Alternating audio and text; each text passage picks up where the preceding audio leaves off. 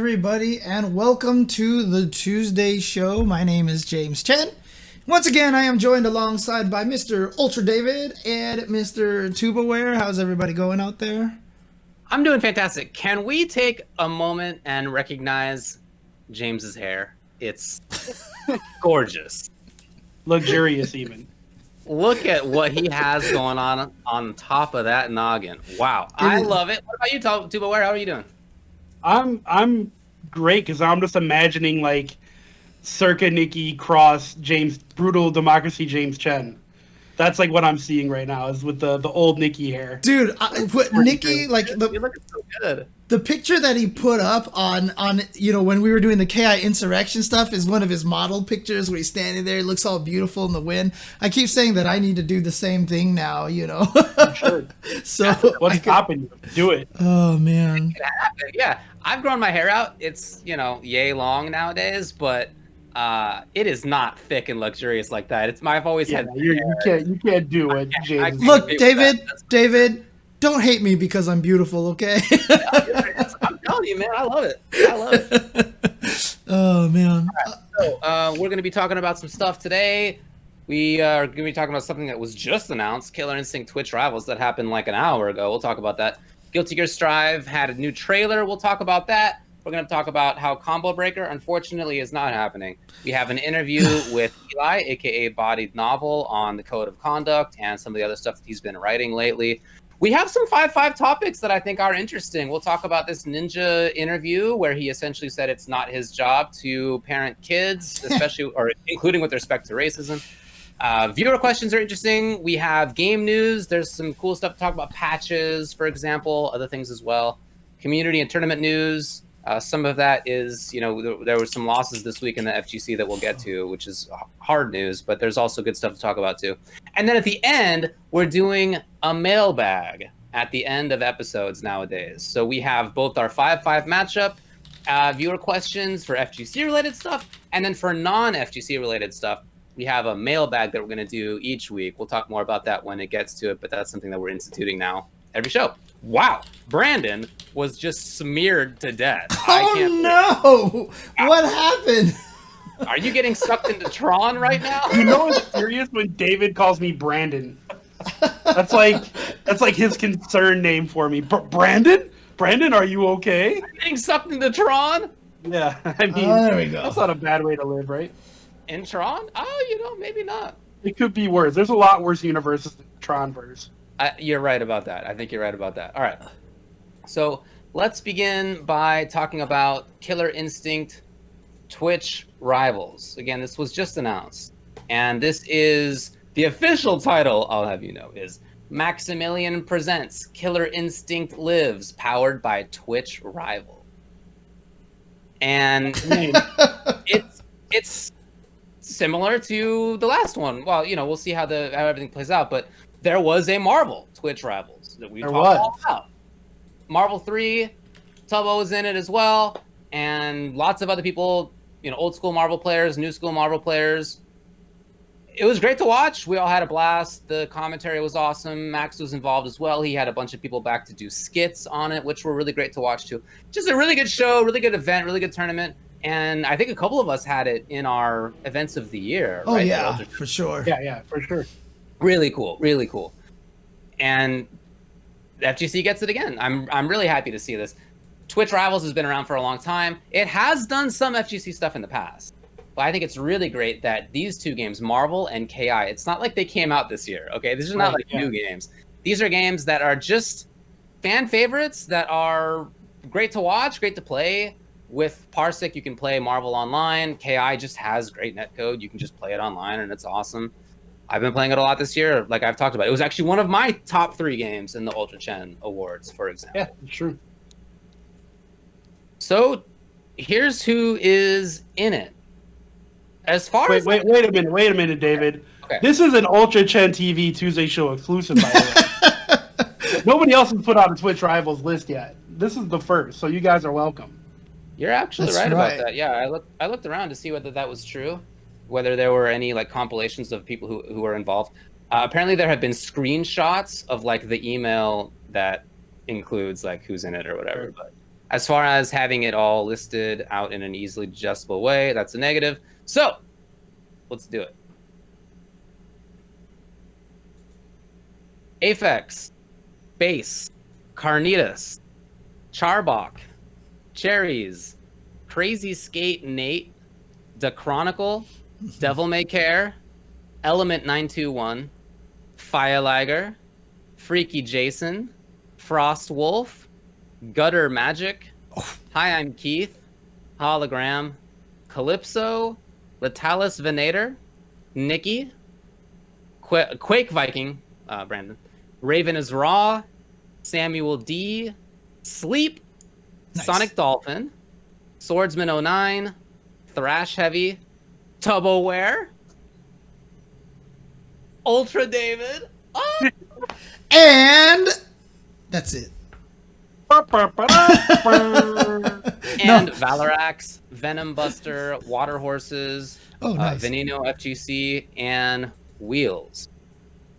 That's a great list. I mean, I'm very happy to be in there. I'll talk a little bit more about that in a bit, but I just want to say, like, that is a list of very strong KI players. Oh, like, yeah. a lot of these players have been playing since day one. They've been playing for the last, like, 7 years. And Wait, they're was super good. Was Base listed in there? He was. Okay, cool. Just got to make sure, man, because that is. there.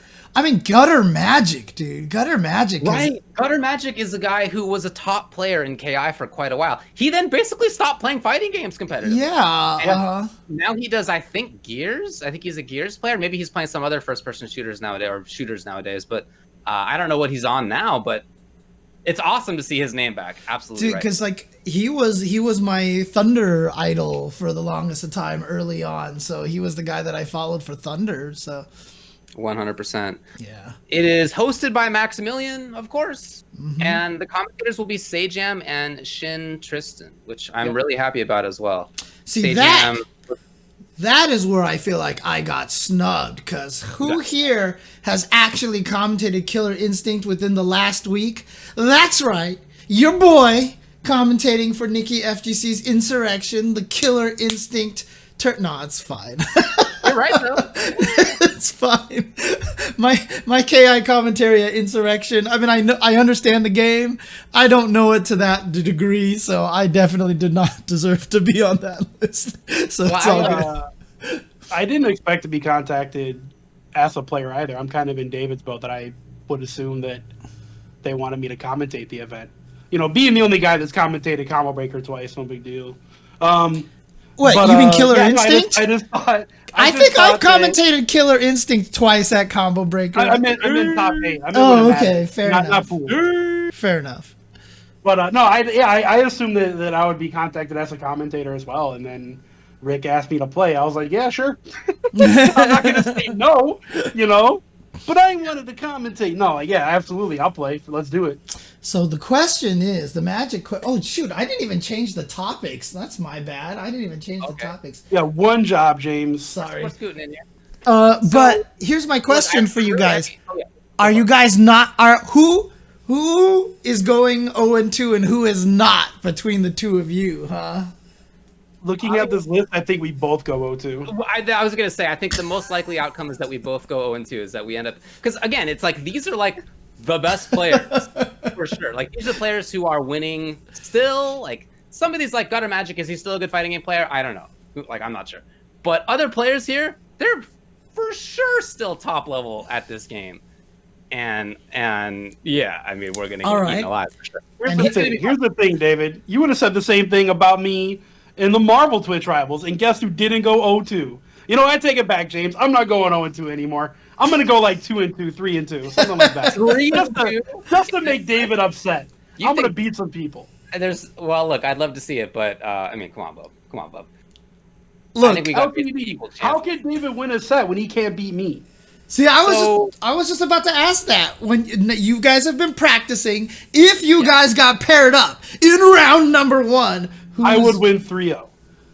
Absolutely not 3-0. I would win. The closest David has gotten to a set that we've played has been 22-11. It's been 2-1. It's been 2-1. However, I have on multiple occasions had strings of 3 wins in a row. That has happened That's multiple fair. I get bored and I start doing That has happened multiple times. So I think you're right that you'd probably win. I would not get 3-0'd for sure. 3-0. Absolutely not. Absolutely You not. only played against like Captain trying to teach you how to play Tubbo. I haven't played against big brain, big dick, angry Tubbleware. Just the last time we played, you were like, all right, I got to take this seriously, huh? You're making me actually try hard now. Like, I'm giving you props so you know that you're improving. Then you did win a game or two, and then I won a few games in a row. So I just want this to be known that I'm actually getting pretty decent at this game. No, you are. Like, I don't want to make it sound like you're the worst. At this game. However, am I gonna like come out on top when like Nikki's there and like just anyway this entire list of players? Like, no. But it's gonna be a lot of fun, and I'm even beyond that. Like, I'm just really excited to have been asked to do something as a player. This has happened a couple times lately. Now we just talked last week about how Tubbo and I are also in the DMC 3v3, the team tournament for Killer Instinct, and I didn't. We're both on the team. In conclusion, I was asked to be part of that, which is great and really cool. And so for that to happen again for this I just didn't expect it. You know, again, I assumed when I was contacted that it was going to be a commentary gig. Sure. And my initial response, was like, I'm in. On the other hand, you should probably like pick Steven or somebody because, but I was willing to do it. But then when it was made clear to me that actually, no, like you're going to be a player, I was more excited because commentary is great. I really enjoy it, but it's so rare that I get to do something as a player and that I feel like I can like actually be doing it as a player that I'm super stoked for that. Yeah, that's cool, man. I'm happy for you. That's awesome. So yeah, as far as Sajam and Shin Tristan, I think that's really cool. I wish that we could see Sajam commentate more often. He just like hasn't, well, it's not like he hasn't wanted to, but like he hasn't been asked to do commentary. And I mean, the thing about it is, it sucks. Honestly, you'd probably either have to hit him up in an area that he has a huge passion for, like Killer Instinct. Yeah. Or you're going to have to offer him more than he can make on his stream right now. It's the Eris situation, right? I mean, this is not the first time this has happened. Eris, a lot of the times, was like, should I fly to this event to make like $200 or should I stay home and make a lot more from subs and ads? So Definitely. But the situation is that nobody's flying anywhere. Right. And also, I do think that Eris and Sajam are in a little different situations. Sure. Eris gets about 5,000 viewers per stream. Sajam's getting about 1,000. Like, Sajam could probably still profit from a decent little, commentary gig. Not from this year. Yeah, but I'm not bitter or anything. I'm not bitter or anything. Oh, God. But I'm just really happy to see him commentating again. He's a great commentator. He loves this game. He used to be a player who made top 8 in this game. Same with Shin Tristan. So that's super cool. Looking forward to watching that on both sides. There's not a lot of other detail, as far as I'm aware, at least, in terms of how this is going. I don't know what the bracket is, for example. Is Max going to be doing skits and stuff again? I don't know. Probably. I hope so, because I thought it was really funny last time. But yeah, it's like Twitch Rivals always does. The format that they always have is there's a mainstream, and then each player streams their own path. So I'll be streaming on this channel when that's happening. Tubbleware is going to be streaming on Tubbleware when that's happening. You're going to stream on Ultra Chen? I was going to stream on Ultra Chen that night. Actually, kind of cool if we could do it both. If you want to stream on Tubbleware, we'll have to talk about that. Maybe that could be kind of cool if we can make that happen. You know what? First of 3 right now to find out who gets the stream on Ultra Chen TV. He can have it. You can have that one. I'd rather stream on my channel and be a fool. I just hope. Oh, I see the Hado in the chat. Maybe he can confirm this. This might be NDA. But I really, really hope that Max and everybody has gotten the rights for Orchid's original song so we can just be blasting Killer, Killer, she's a killer all day, dude. Like, seriously, that's what we need. The stream, if it doesn't have that song like 24/7, I think it'll consider it a failure. That's all I'm Is that saying. from the Yeah, original game? that's what everybody would consider it a failure. If it doesn't have that one song, it's the worst event of the year. Look, man, you know what they were able to do with Right Situation for the last Twitch Rivals? Yeah, they got dude. Marvel to say okay. I They know. got Capcom to say okay. They got both of those to be okay with Parsec as well. Like, anything's possible as far as I'm concerned. Oh man, that's right. See that if they can't get the rights to the official song, just get me in there, and then I'll just be able to go, you know, all day, and I can handle it for everybody. There you go. It is exciting. This is going to be on February 1st, That's next Monday, right? which is in a week. Oh dang. Okay. Yeah, next Monday. And it's at, I believe, 4 p.m. as well. Let me check the email on that. 4 p.m. PST. Yep, 4 p.m. Pacific time. It Oh, was no, I'm kinda- sorry. That's for a different part of this. Rick, what time is that happening? That was actually for Are you the... sure? I thought that also started at that time. Oh, does it? Okay, let me... That's what Check the tweet Let's see. It said. always runs into my Soul Calibur time. You're right. February 1st at 4 p.m. Pacific time on twitch.tv/Maximilian_dude, Max's channel. That's, again, the main stream. But if you'd like to follow along with anybody's individual stream, we'll all be streaming. Okay. Gonna be cool. I am stoked. Uh, My biggest goal, honestly, is to steal a round. I want to come into the second round with like 10% health on my final life bar and just take down the other guy's life bar. And then I want to activate Instinct, and then I want to do 2 mix-ups, and I want to take 98% damage from them. I mean, you could do one mix and take 98%. It's practical. Yeah, it's totally plausible. well, LCD in the chat is asking for the list of names again here. So do you want to repeat the list of names here? Sure, I'll repeat the list of names, yes.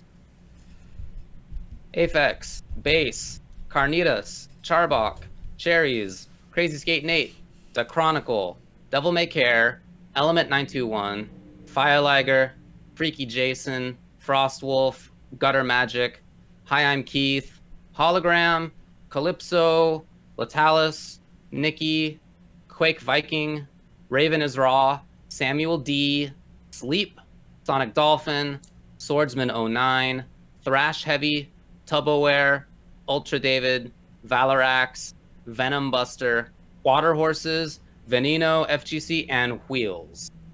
Where is Alex V? Pretty good lineup. Where's I'm into Alex it. B is in the land of people just finally know who I am because I won a tournament. because He's a that very strong player, obviously. dude, he's been It's not- killing that's it not with yeah, Rash. That's not a bash on him. It's just recently he's become the man. So it's Right. like if you're planning an event for X amount of time, you can't just go, oh, let me squeeze this guy in there. Right. That's not how it works. But he definitely deserves a spot. He's been killing it. Yeah, he's been winning a lot of the insurrection events that Nikki's been running, and he has just been. Rash is a problem, man. I knew it because Tubaware plays Rash, so that's been my main Yep. training partner. That character, even when Tubaware uses him, is really strong. Yeah, That character's good. and And I make him look better. Who's on commentary? And it's Stay Jam and Shin Tristan. right. All Cool. right, Well, I guess next week we'll be talking about how that went because that is Monday. nice. Monday Okay. at 4 p.m. Pacific time. All right. Oops, I do have. I need to scroll David down just a little bit here, Yeah, a lot of good players in that. That is for sure. which is good. Which is, I mean, obviously Oh, yeah. it means that they've been paying attention to, who's actually in the, like they talk to the community to make sure they have the right people in there. So Like, obviously, I'm the influencer. I get it. I know. It's okay. I understand. I was actually just about to say there was more influencers in the Marvel event than this one. Right. Like right. this, I think overall as a tournament, this is a harder event. Oh, yeah. 100% it is. So it's going to be fun. It's going to be fun to not go 0-2 again. That's the goal. God, I hope You'll when have to I end ask up somebody playing. else how that feels. I really hope. I hope that I lose my first match and you lose your first match, and it lines up just in the way that we end up playing. Oh, I can hold that mean, over your head for the rest of your life. The best thing about that is it would guarantee at least that both of you don't go 0-2, right? So Yeah, that's true as well. I'm down with that. That's true as well. A little bit of teamwork. Otherwise, then we will continue to be you free TV. Right. Yeah. Sadness. Alrighty. So let's move on to the next one because we kind of got into that a little later. Sure. That was enough time. There was a new trailer out for Guilty Gear Strive. It's the game modes trailer, and in that it talks about, well, the game modes. It has all the stuff that you expect, essentially. It's got arcade mode, it's got mission mode, it has training mode, and it has online play, and it has a story mode, and it's, you know... It does, yeah. They told me to shut my mouth. Yeah. Last week I was like, I didn't see story mode in there. Yeah, but nicely, they even have an online training mode, which is huge, in my opinion. They also have it so that you don't just need to do the little online pixelated lobby looking thing if you want to play online. Mm-hmm. You can also just do that right from the menu. You could also do that while waiting in training mode. Yeah. Waiting for online matches. So you're not forced to go into this little dude with the sword trying to fight someone. Yeah, but they didn't really cover how you create a lobby for you and some friends. I think that might be the little dude with the sword, no matter what. Right. I guess we'll see. Yeah, there wasn't a ton of detail. It was just like a 5-minute video, and it was going over all of these different modes. So they didn't go into like a ton of detail on any one of them. They did say in the one-player arcade mode, Naughty Senpai, that a friend can come in and help you in the match. So there is some weird tag teamy thing in the one-player mode that I almost feel like they're just trying out to see what people think of it, and I wonder if in the future they might try to make that more of an official feature or something like that. They already announced that, James. They said there will be a 2v2 mode, but only for PS5. Oh, really? Oh, yeah. Okay. So there is a 2v2, like, okay, whatever battle you want to call it, where there's 4 characters on screen going bonkers. Interesting. Yeah, PS5 is probably the only one strong enough to be able to handle that. That's what I would imagine. But also, there is crossplay between PS5 and PS4, so that's important to me because I'm not buying a PS5 right now. Yeah. You know, I wouldn't want to be cut off from my friends that have one. So I'm glad that you can play between the two. Yeah. So you're willing to get the version that does not have the team-based play, huh? Not gonna play I mean, unless somebody wants to buy me a PS5, then yeah, I'm more than willing to let that mode go. Okay. Yeah. Same. I got my trusty old original edition PlayStation 4. It's been good to me all this time. You know, I never bought a Slim or anything like that. I have original as well. Same. So it's still good.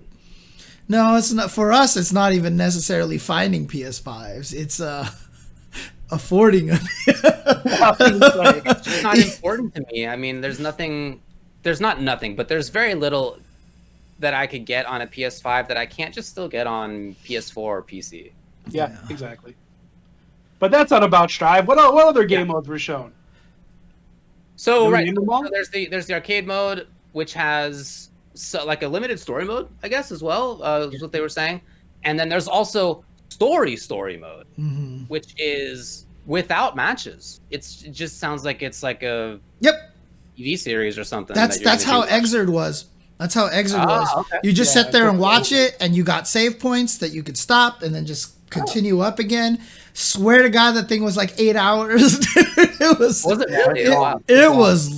long. But I mean, what I'm interested in is to see what they can do to expand on it, because the story mode was really interesting before. I mean, I can't even remember half the stuff that happened because it's a Guilty Gear story. But like, even when the characters clashed during the story, like they had like little small choreographed fights. I got to imagine with the stronger engine now that they might be able to do like super cool things.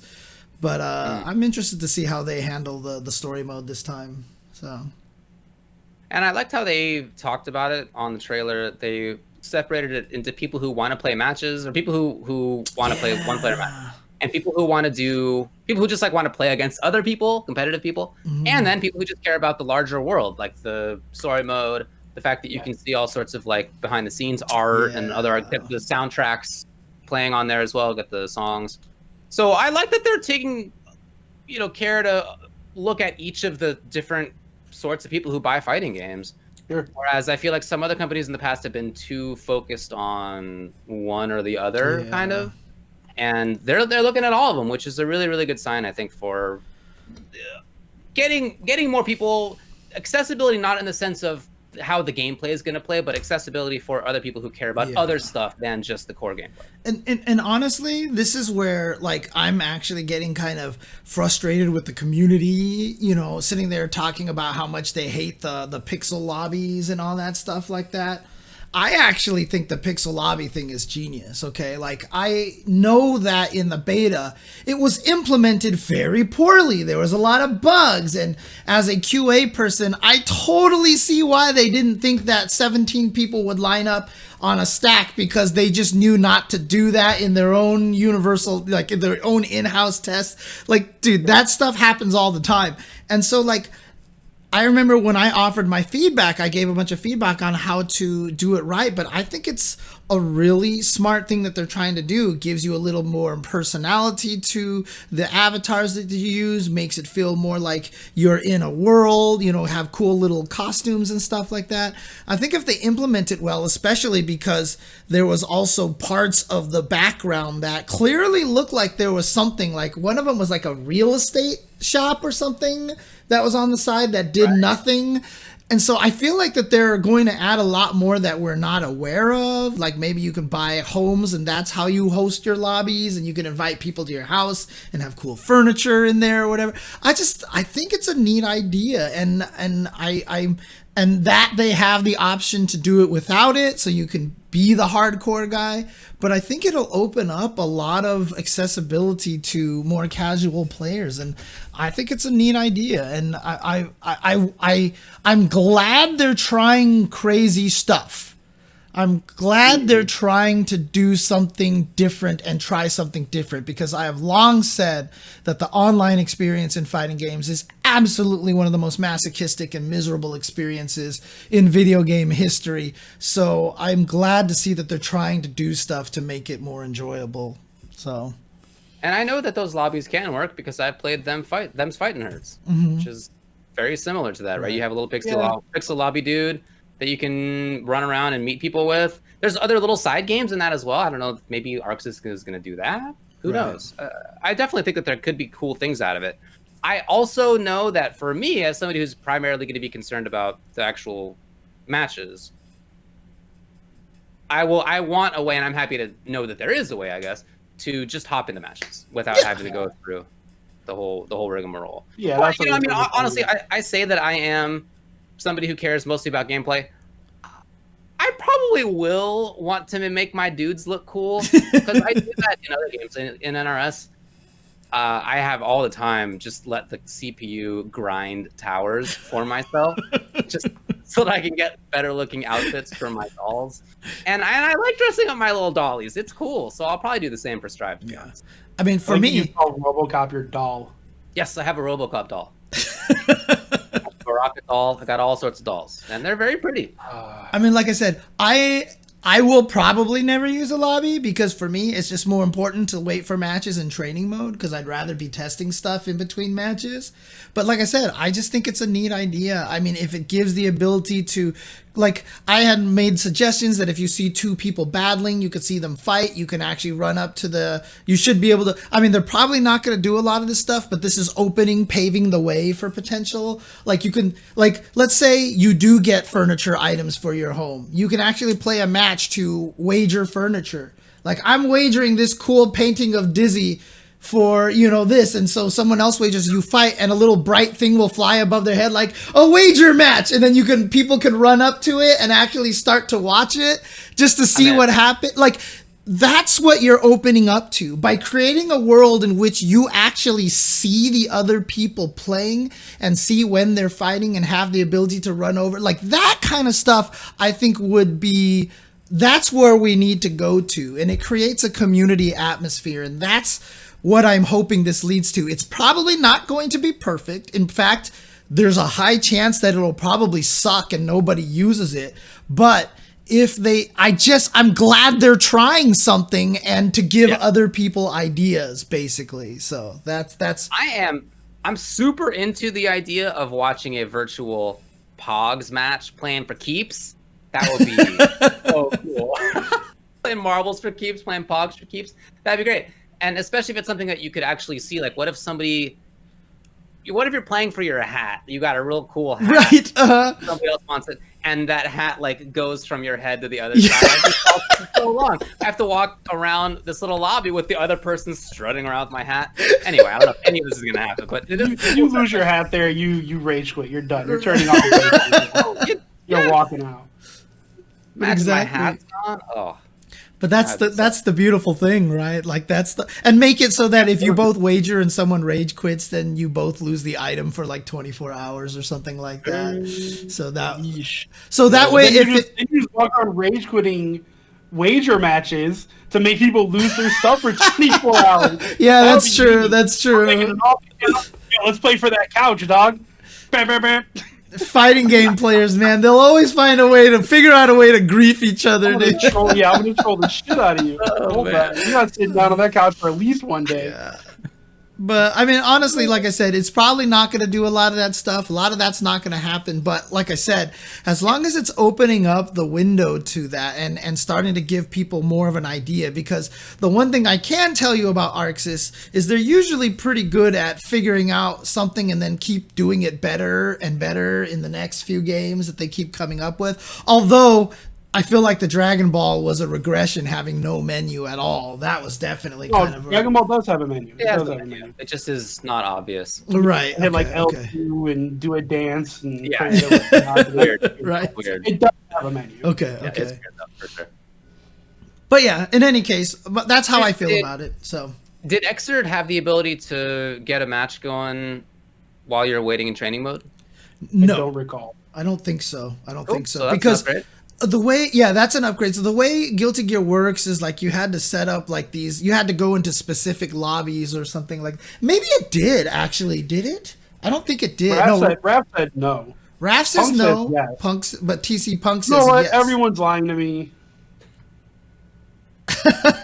Oh, you had to leave it to play someone? What? Oh, you could be in a training mode in a player lobby. Oh yeah. In the lobby there was a training mode cabinet off to the side. So that's different. That's much different than you have a new challenge and you go straight to the match and you go back to training mode after. Got it. Well, some people are saying that they used to. I guess one of the problems is that nobody plays ranked. So no, I don't think that'll remain true in Strive though. No, not in Strive. No, for sure. So now that the netcode is going to be good, people will actually play it. So people are going to care to play ranked. No, that's true. Right. That's true. Probably we didn't know, or I didn't know, because no one waited in training mode because there was literally no point. Nobody ever played ranked in any of the Arxis games, basically. Yeah, that's right. I played tag a bunch, and that died very quickly. You had to get people to play specifically in other matches. For sure. Cool. Well, anything else to say about Guilty Gear Strive and the modes? I mean, the last thing I'll say is just that UI is not great still, probably going to remain that way, but it's still better than what it was than we saw during the beta, so I'll take it for now. So I started off real not excited for Strive, and then the beta came out and I was less excited. And now I'm like super pumped for the game because I've been watching footage of like the updated version. They put out a couple months ago where Goichi and Dogra and other people participated in showing off. The game looks so much better now. Like the way Gatlings work and things like that. Just, I'm very, very excited to play this game. Like I'm probably going to go hard for at least 6 months and see what happens. Yeah, that's right. The Shinny Zach on Twitter apparently had access to some of the tests that they've been running, and the connections, he said, from NA to Japan were working great even for high-level players. So no way. I'll believe that when I see it. North America to Japan, I'll believe that when I see it. That's like KI quality. So right, I was saying that's better than KI. Like that, it's tough to play people in Japan. So I mean, on the West Coast, to play with people in Japan, I have done that in KI and in Skullgirls. I'm definitely not doing that here in the middle. Somebody else. Yeah, that's right. David's a little closer. The Baltimore patch. Yeah, you're thousands of miles away from here, so that would definitely be one for sure. But it is conceivable. I just am not gonna put any like hope on that the netcode's gonna be that good. Hopefully, but also I'm not thinking about that. Yeah. Like if it ends up that's the case, I'll be happy without having any expectations that it will be. Someone told me that they said that they're using a lot of the plus R net code stuff that they got and for this as well.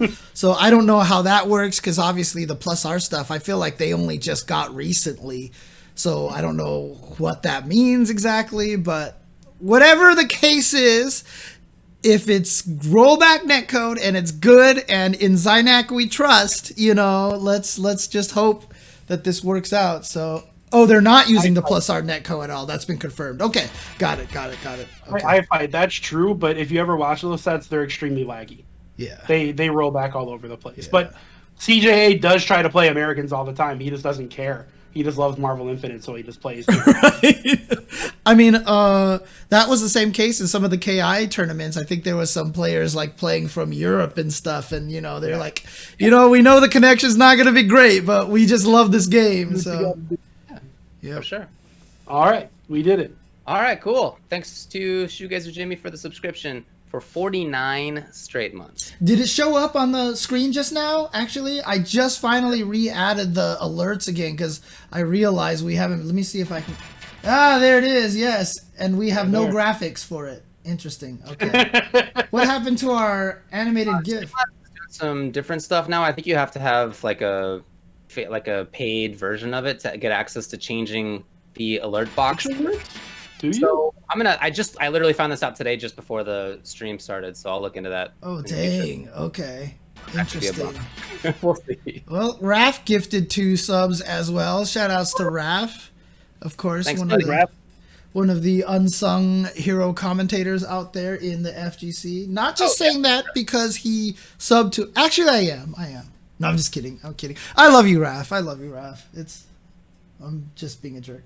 Anyways, next topic. All right, we move on. Cool. Let's take it down a notch by talking about this news.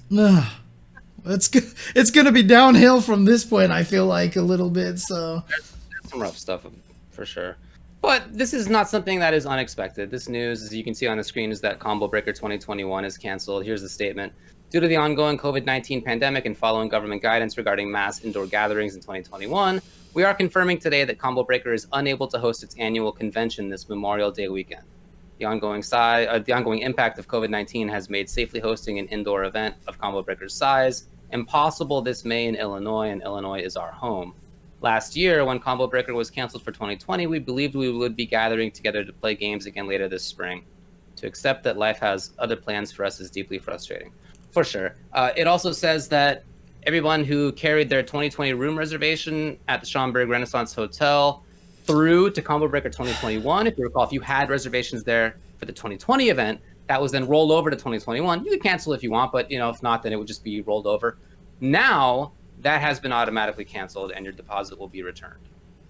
Goes on to talk about how it's been a huge thing in everybody's lives and it's been a communal event. Been tying people together. It's a great event. Obviously, we all miss it. It's for all of us one of our favorite events of the year, and again, not going to happen this year.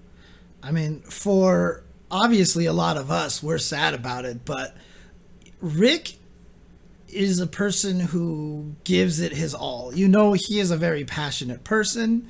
He wears his heart on his sleeve a lot. I know this is killing him. I know this is absolutely killing him. And everybody here is like, don't worry.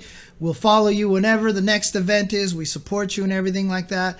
But for Rick, it's not about that. It's about just being able to put on an awesome event for people to go and hang out and have a great time, and not being able to do that. I know it's rough for him. And so, Rick, I know it probably doesn't, it only softens the blow a little bit, but again, we understand, we know it's the right decision, and we love you, and we will definitely be waiting for whatever you have in store for us in the future for the FGC. So, as far as for this year, It says over Memorial Day 2021, we will be keeping the spirit of Combo Breaker alive with a multi-day digital festival.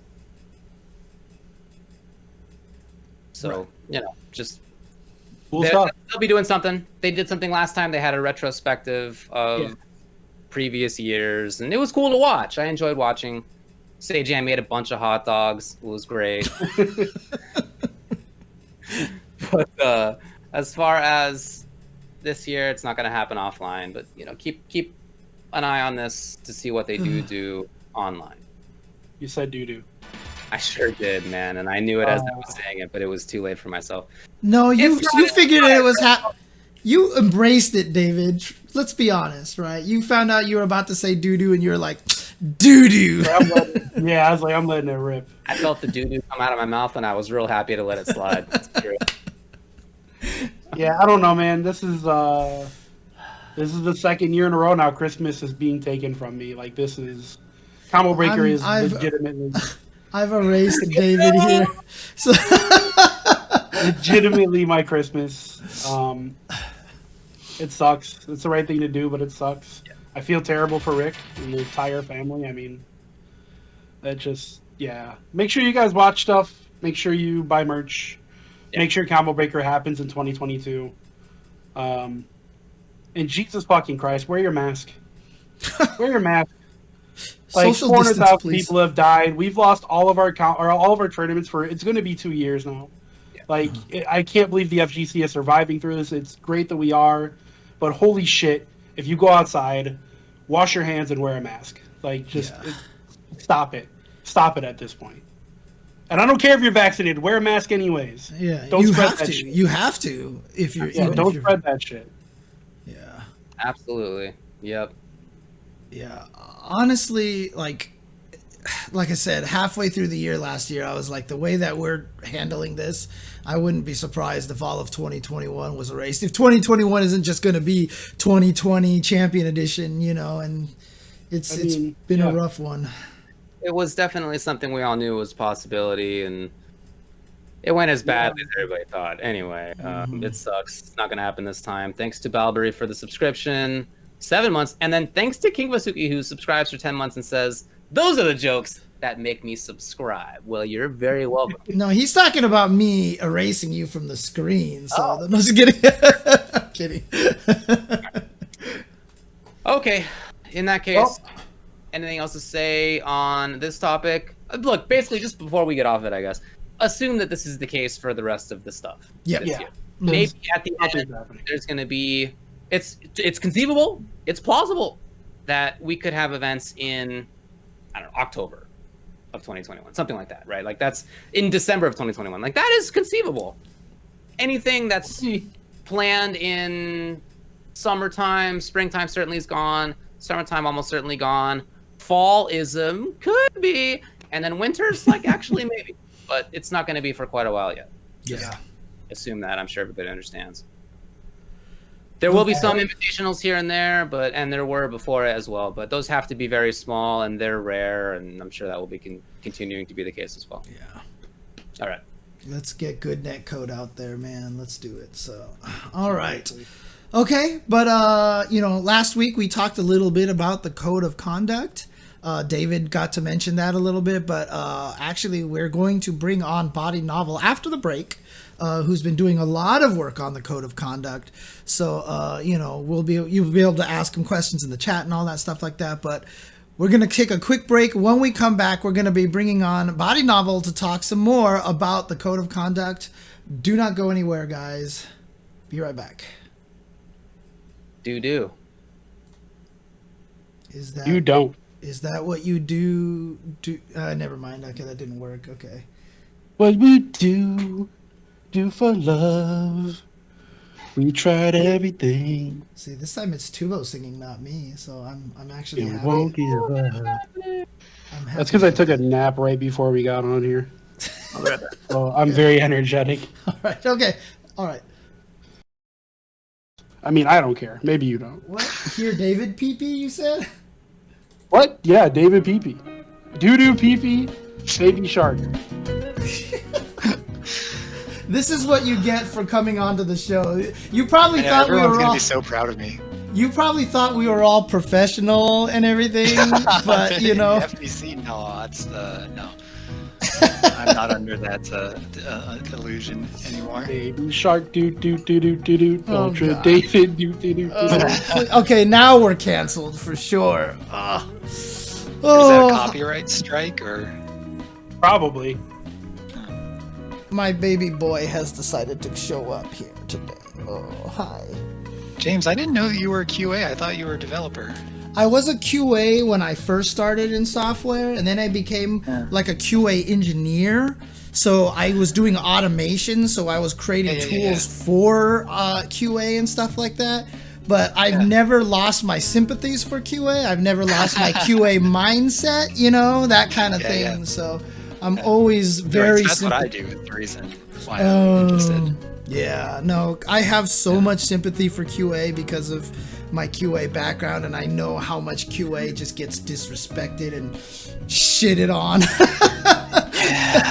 I worked one job where it was really good, and it was early in my career, and I was like, I don't know what everyone's talking about, and then every job since then has been like, dear God. We had we hired someone to be our QA director at our company, and it was the first time we ever had like a true like QA lead with clout who could like fight for stuff. And he lasted about a year, and I think he got let go because the dev got tired of him actually like flexing muscle. Like they would be like, "Can we ship this product by this date?" And he would be like, "What feature are you dropping?" And they'd be like, "No, we want all of the features in there and get a 98% pass rate by this month." And he's like, "What feature are you dropping?" And he's like, "None." Okay, then no, we can't. We're going to push the day back. And they were like, "No, we want you to get people to work more hours." And he was like, "No." And then he left. Then he magically disappeared after a short amount of time. So, Magically. Yeah. Early at this job that I'm currently working, we have like a 3-month release cycle. And early in this job, I was like, well, we missed our code freeze by like 2 weeks. So you should expect that the release should also be delayed by 2 weeks. And they were like, are you kidding? We're not doing that. And I was like, well, what are we doing here? Yeah, that's for sure. All right, y'all. You're back, David? Yeah, I've been back. okay. Oh, I didn't know that. Yeah. Oh, yeah, no, I've just been hearing you guys talk. I thought you were taking a do. One of my last stories about this is even when I was a developer, one of our managers was like, "How many sprints will it take you guys to develop this feature?" And we all talked about it, and I was like, 3 sprints. And our manager was like, "Why would it take so long? It should only be 2 sprints." And we're like, "You asked us our estimate, and it's hard." And he's like, "No, figure out how to make it 2 sprints." And we're like, So we made it 2 sprints, and after 2 sprints, we weren't done. And he was like, "Why aren't you guys done yet?" And I literally looked at him and I was like, "You're the reason why we haven't set to 2 sprints. We said 3 sprints. You can't be mad at us for forcing it." And then I suddenly didn't work there anymore. So, you know. Corporate America is a magical world, I tell you. Yeah. That's why I have so much sympathy for a lot of these dev companies, probably more than I should. Yeah. Oh, for sure. I mean, the people who work there have to be... I can't even imagine. Yeah. Anyways, okay, let's get back. Let's talk about some other stuff here. Yep. All right.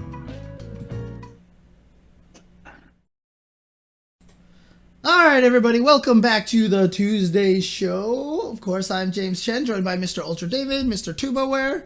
Let's move on to the next subject here. We're going to be talking with BodiedNovel, aka, well, I should say Eli, aka BodiedNovel, about the code of conduct. So let's bring him on here. Oops, I forgot to apply the change here. Apply the change. There you go. Okay. Hey. There we go. So, obviously we talked about the code of conduct a little bit last week. Eli, tell us what your role on the FGC code of conduct is.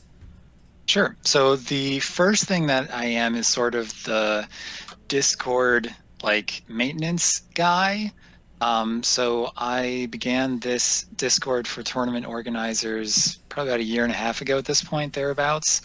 without thinking of doing anything code of conduct related. It was really just sort of a place for TOs to come and share knowledge so that they didn't have to reinvent the wheel every time they wanted to hold an event.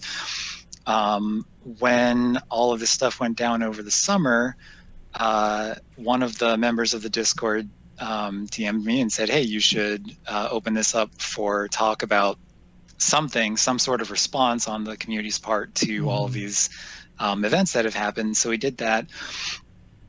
So like I said, the first chunk of what I'm doing is what I've been doing this whole time, which is just sort of maintaining the Discord as best I can. I've also been sort of a facilitator. So after we welcomed in a couple hundred more TOs to the Discord, I got pinged in one afternoon on like a Thursday or something, and they said, hey, Bodied, we want you to moderate this call that we're going to have tonight at like 6, and it was like 4. Yeah, so that was fun. And that was not my, like, I thought that the TOs themselves would handle it. Like, I'm not a TO. I don't have experience TOing. I still don't really consider myself like an authority in the things that make tournaments run. So I sort of figured that someone else would be doing that, but they threw it on me. So I was like, okay, let's just do this and see what happens. So I just sort of facilitate as best I can. I've been trying to get new membership. I've been trying to, and we've organized people into committees. I've run a lot of calls. I have done some basic like documentation for us. I'm going to continue to do more documentation. If there are conversations that people have that don't seem to be going anywhere, I try to step in and facilitate as best I can. To make sure the conversations stay productive. I really like, I joke that I'm a tournament organizer at this point, and I feel like that's kind of if you wanted to put a label on it, that's what the label would be. Dang, so you are the watchman that watches the watchman. Yeah, that's right. I literally asked who that was last week, David, and you didn't give me an answer. You could have said, oh, it's my boy. Well, his name is BodiedNovel. Yeah, he's trying not to take too much credit, but he definitely has done a lot of the work on getting people to actually like get together and do stuff. And I mean, it's been look, there are a lot of people in that Discord that he's talking about that ended up kind of turning into this FGCOC.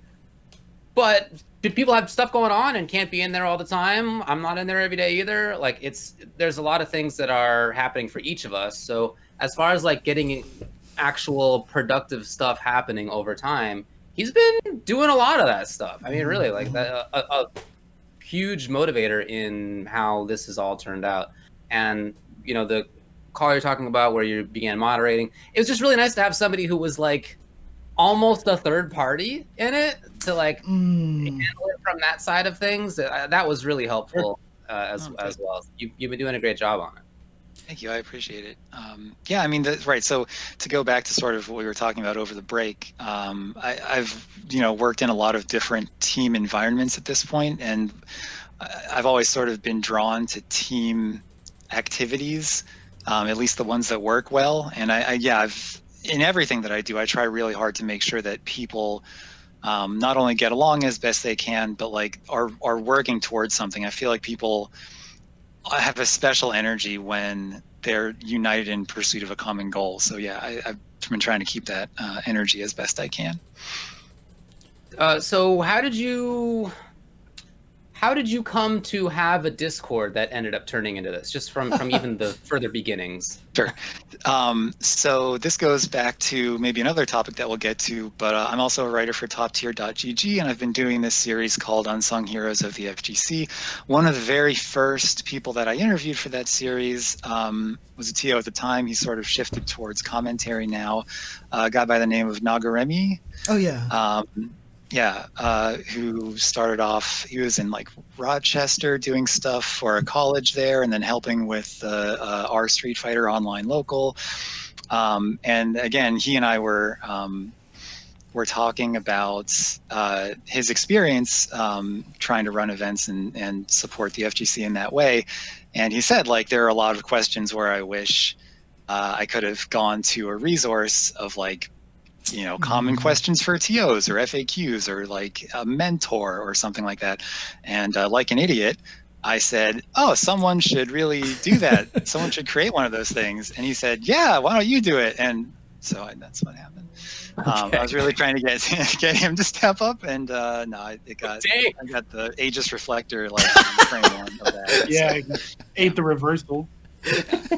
Oh man. So as far as this code of conduct that has ended up happening, can you talk to me about your conception of the need for it, whether there's a need for it, and then, well, I guess let's start there. We'll talk about the remainder of it and how it's gone after that. Sure. Okay. So, yeah, I mean, I think at this point, anybody who doesn't think that there's a need for it either hasn't been paying attention or has some very suspect ideas about how to live in the world and move through the world. The things that we have been witness to, especially over the past year, but not just over the past year. I mean, the FGC, just like every community, has always had its problems. I'm not ever going to sugarcoat anything and say that like, oh my gosh, the FGC is so special and unique and we just all have such pure hearts. Like, every human enterprise is going to be populated by humans, and humans are always going to be significantly less than perfect. In my opinion, the stuff that happened last year is the sort of the breaking point, but I feel like there's always sort of been a need for something like this. And in my mind, actually, it's not just one need. I feel like what we're doing in the project sort of addresses 3 different needs. And I feel like a lot of the people who have commented on our sort of coming out party that we had are people who don't necessarily have commented negatively anyway, are people who don't see the value for some of those needs, and it's different every time. So the 3 that I had in mind sort of from the get-go, the first obviously was to put out like a standard set of expectations that everybody should adhere to, that are sort of like a good guideline for just basic how to treat other humans. Again, you sort of don't want to have to do that. You would really love to assume that humans don't need to be told not to be racist or not to sexually abuse one another or go down the list. But there are people who have to be told that.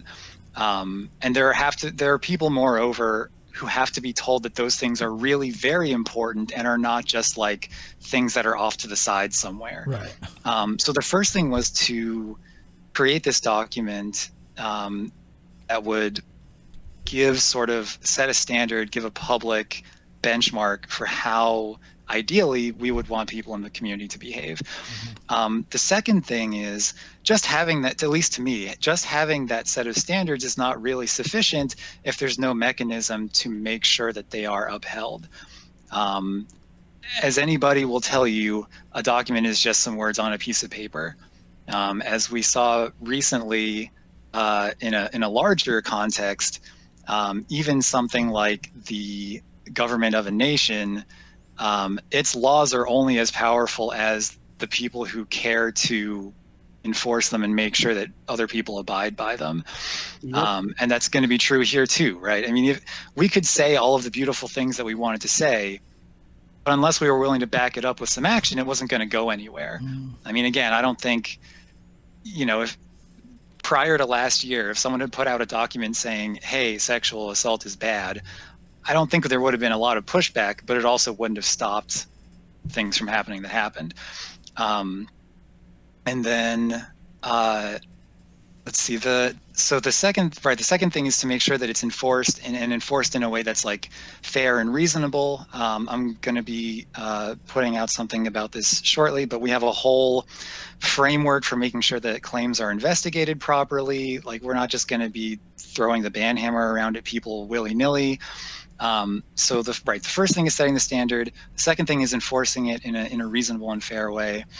And then the third thing is making sure that there's some level of communication within the community, because it's not just good enough if your local TO at your local tournament knows that so-and-so is a danger to others.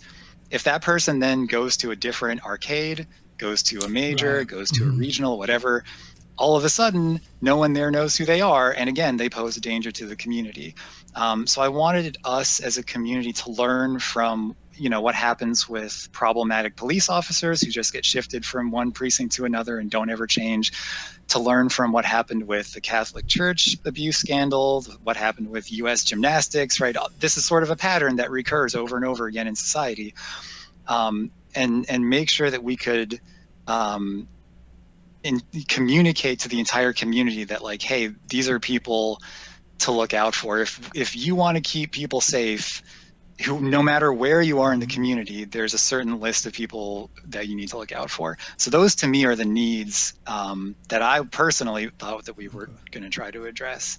So a couple of questions alongside of that. I mean, obviously a lot of people are going to be wondering, like, how do you keep this from becoming like, oh, everyone's going to be calling it Orwellian, they're going to make all the stupid 1984 parallelisms and all that stuff like that. And then also, what about how would you handle cases for people who have actually changed, who have, reconciled and have vowed to become a better person, et cetera, et cetera? How do we handle those situations?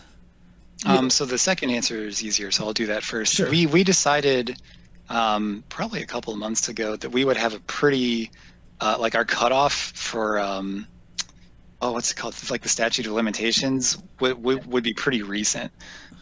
We didn't want to have to go back, months and years from before we were even founded to try to research stuff and look up evidence. And so you're saying I'm safe?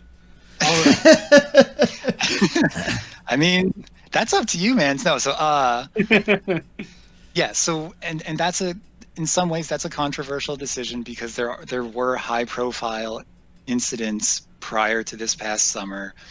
But that was the decision that we came to, first of all, because again, the quality of our investigations are going to necessarily be worse for stuff that happened years in the past. It's going to be so much harder for us to conduct a fair and impartial and like evidence-based investigation when everyone is already biased. Everyone's already heard, stories. People have already been divided into camps about all this stuff. And then on top of that, the evidence has like decayed and disappeared, right? So that even just from that perspective alone, I think that was the right decision. So if people have changed since things that they did a couple of years ago, great, then they're good. They don't have anything to worry about. We're not gonna, we're not standing at the gates of heaven trying to evaluate people's whole lives and saying like, you did something terrible when you were 14, you're not getting in. Like that's not the project. And then so for the first question that you asked about whether or not it's Orwellian, sorry, do what you want to. Yeah. Just to kind of add on to that though, but like, let's say someone new does something clearly, obviously that's violates the code of conduct and there is a ban placed on them, but they realize the error of their ways. A year later, they really have, they've gone to therapy, they've seen all the people, they've done what they can to try to, atone for what they did in the past. What's the is there a reevaluation process in that kind of situation? I don't believe that we have discussed like a full, appeals process for people down the line. But I think the thing to answer the question is, so first of all, bans are not like, that's not even the first tool that we're going to reach for necessarily. There are lots of things that tournament organizers can do to try and enforce this without necessarily banning someone from an event. The second thing is that even if you're banned for some length of time, the length of time doesn't have to be permanently. Right, okay. And as I speak, actually, some of the members of the Discord are working on sort of like a matrix of like recommendations for like lengths of punishments or types of punishments that might correspond to any given offense, that type of thing. And we're using other codes of conduct to sort of help guide us. I think Magic the Gathering actually has one of these in their code of conduct, like publicly. If you go look it up, they have like a whole charts of stuff. So we're sort of using that as a guide. So right, the real answer is if you've done something and you've served your time, you've served your time. Like there's no, again, it's not like a pure binary where you're either in or out. Right. And hopefully that helps to ease some of the concerns about this being, Big Brother looking over your shoulder. Like the goal here is to keep people safe, not to step on people's faces. What's the line of boot stomping on the human face forever or something like that? Like we're not doing this because we like punishing people or being mean. We're also not doing this because we enjoy the process of looking into alleged misbehavior. Like that's, if anything, we want there to be as little of that as possible because it's incredibly time consuming for us. It exposes us to the people who are going to be doing it are going to be exposed to a lot of really stressful and unpleasant discussions and things like that. Yeah, it doesn't sound fun. Yeah. So, right. Yeah. You basically, you would be happier if you never had to do anything. Yeah. I mean, that's my rule in life in general, but yeah, specifically with this also. Yeah.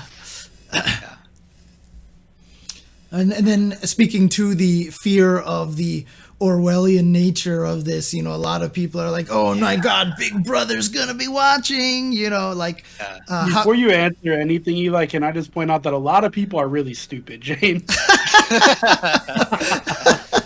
I mean, sure. Yeah, for sure. But again, that is something that people are going to want to hear about and everything. Yeah. Whether or not they hear it and twist it their own way is a different story. So, yeah. So this is sort of one of the things that I've been really trying to push in the Discord is the idea that we're never going to make everybody happy. And this is a good example of that, I think.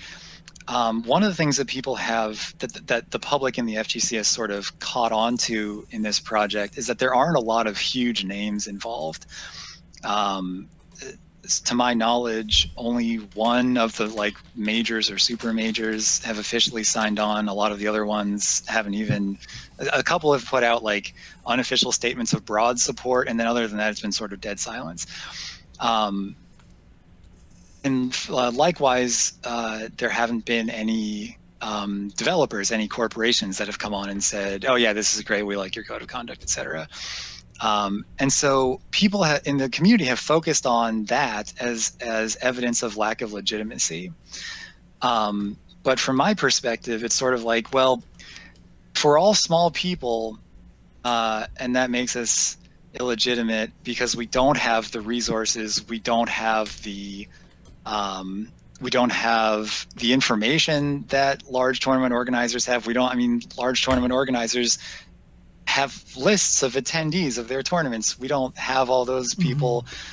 Developers have scads of money that they could spend on doing whatever they wanted to surveil or otherwise mess with the community if they so chose. We don't have that. So I don't know how we could be 1984 if we tried, honestly. Right. But it's one of these situations where, again, from my perspective, no matter what we did, no matter how we positioned ourselves, people were going to find something to try to ding us on. And I'm not surprised that that's one of the things that they tried to ding us on. I mean, and again, I could refer people to the Smash code of conduct thing that existed for some time. I don't think that there were any serious complaints from within the Smash community that their code of conduct group had overstepped their bounds. I mean, again, I think they were just too busy trying to do anything, trying to just run themselves and stay above water, to plant bugs in people's houses and God knows what else.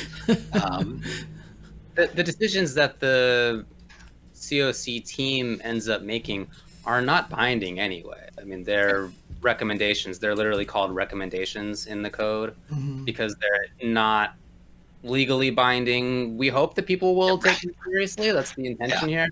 But it can't be the case that we tell people what to do with their private events and so forth without a whole set of contracts and all sorts of legal enforcement. That's just not practical, nor what anybody really wants to do anyway. It can't be I can't be Big Brother. None of us can be Big Brother because we're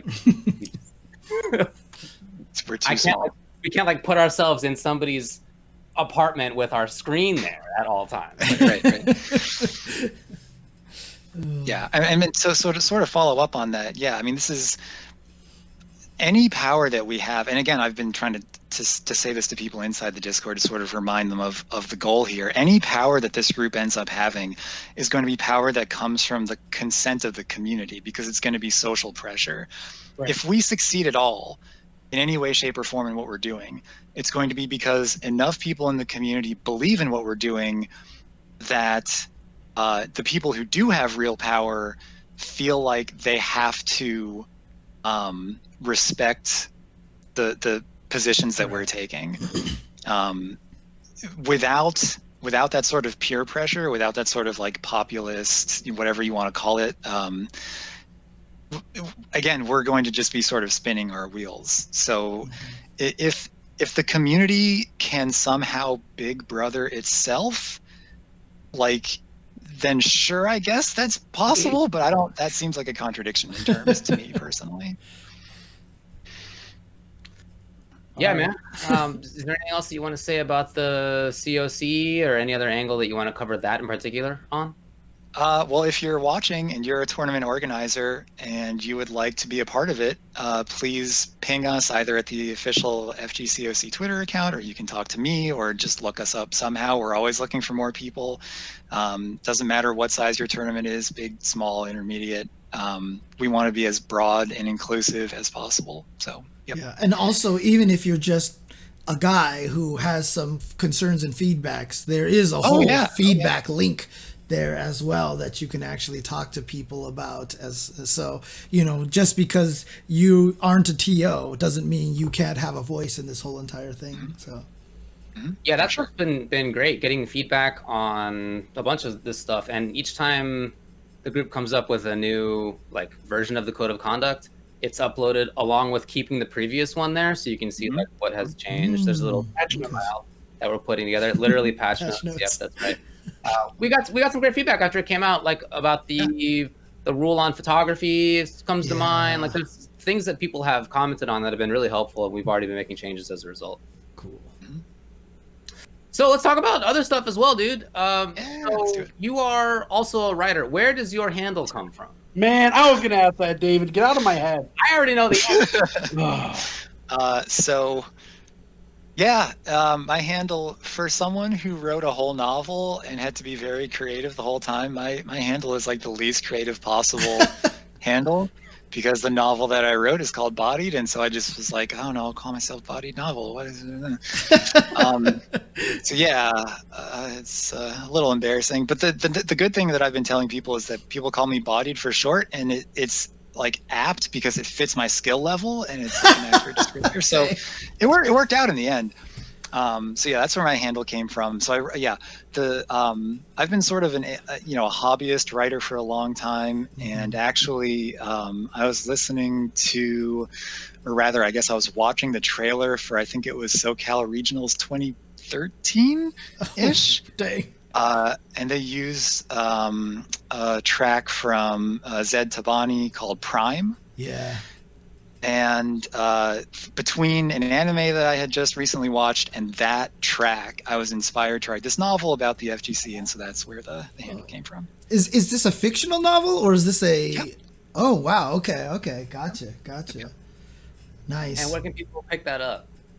Where can people? So it is for sale. I think it's on Amazon, but you can also get it through the official store page, which is store.bookbaby.com/book/bodied. And if you can't remember that long, ridiculous URL, just look me up at BodiedNovel on Twitter. I've got links everywhere. Okay. I will be very happy to tell you what it is. Did you say Book Baby? Yes, it's like a self-publishing thing. All right. Self-published. All right, Yeah. Book Baby. It's a little cringy because I think the idea is that the book it's as though the book is your baby, which I don't think I agree with. The site. Well, you obviously, there's a couple of other things that you write. One of them, you also write for toptier.gg, right? Which is a site started by our friend Choi Sauce. Tell us about that a little bit. Tell us about Top Tier GG and the articles that you write for it.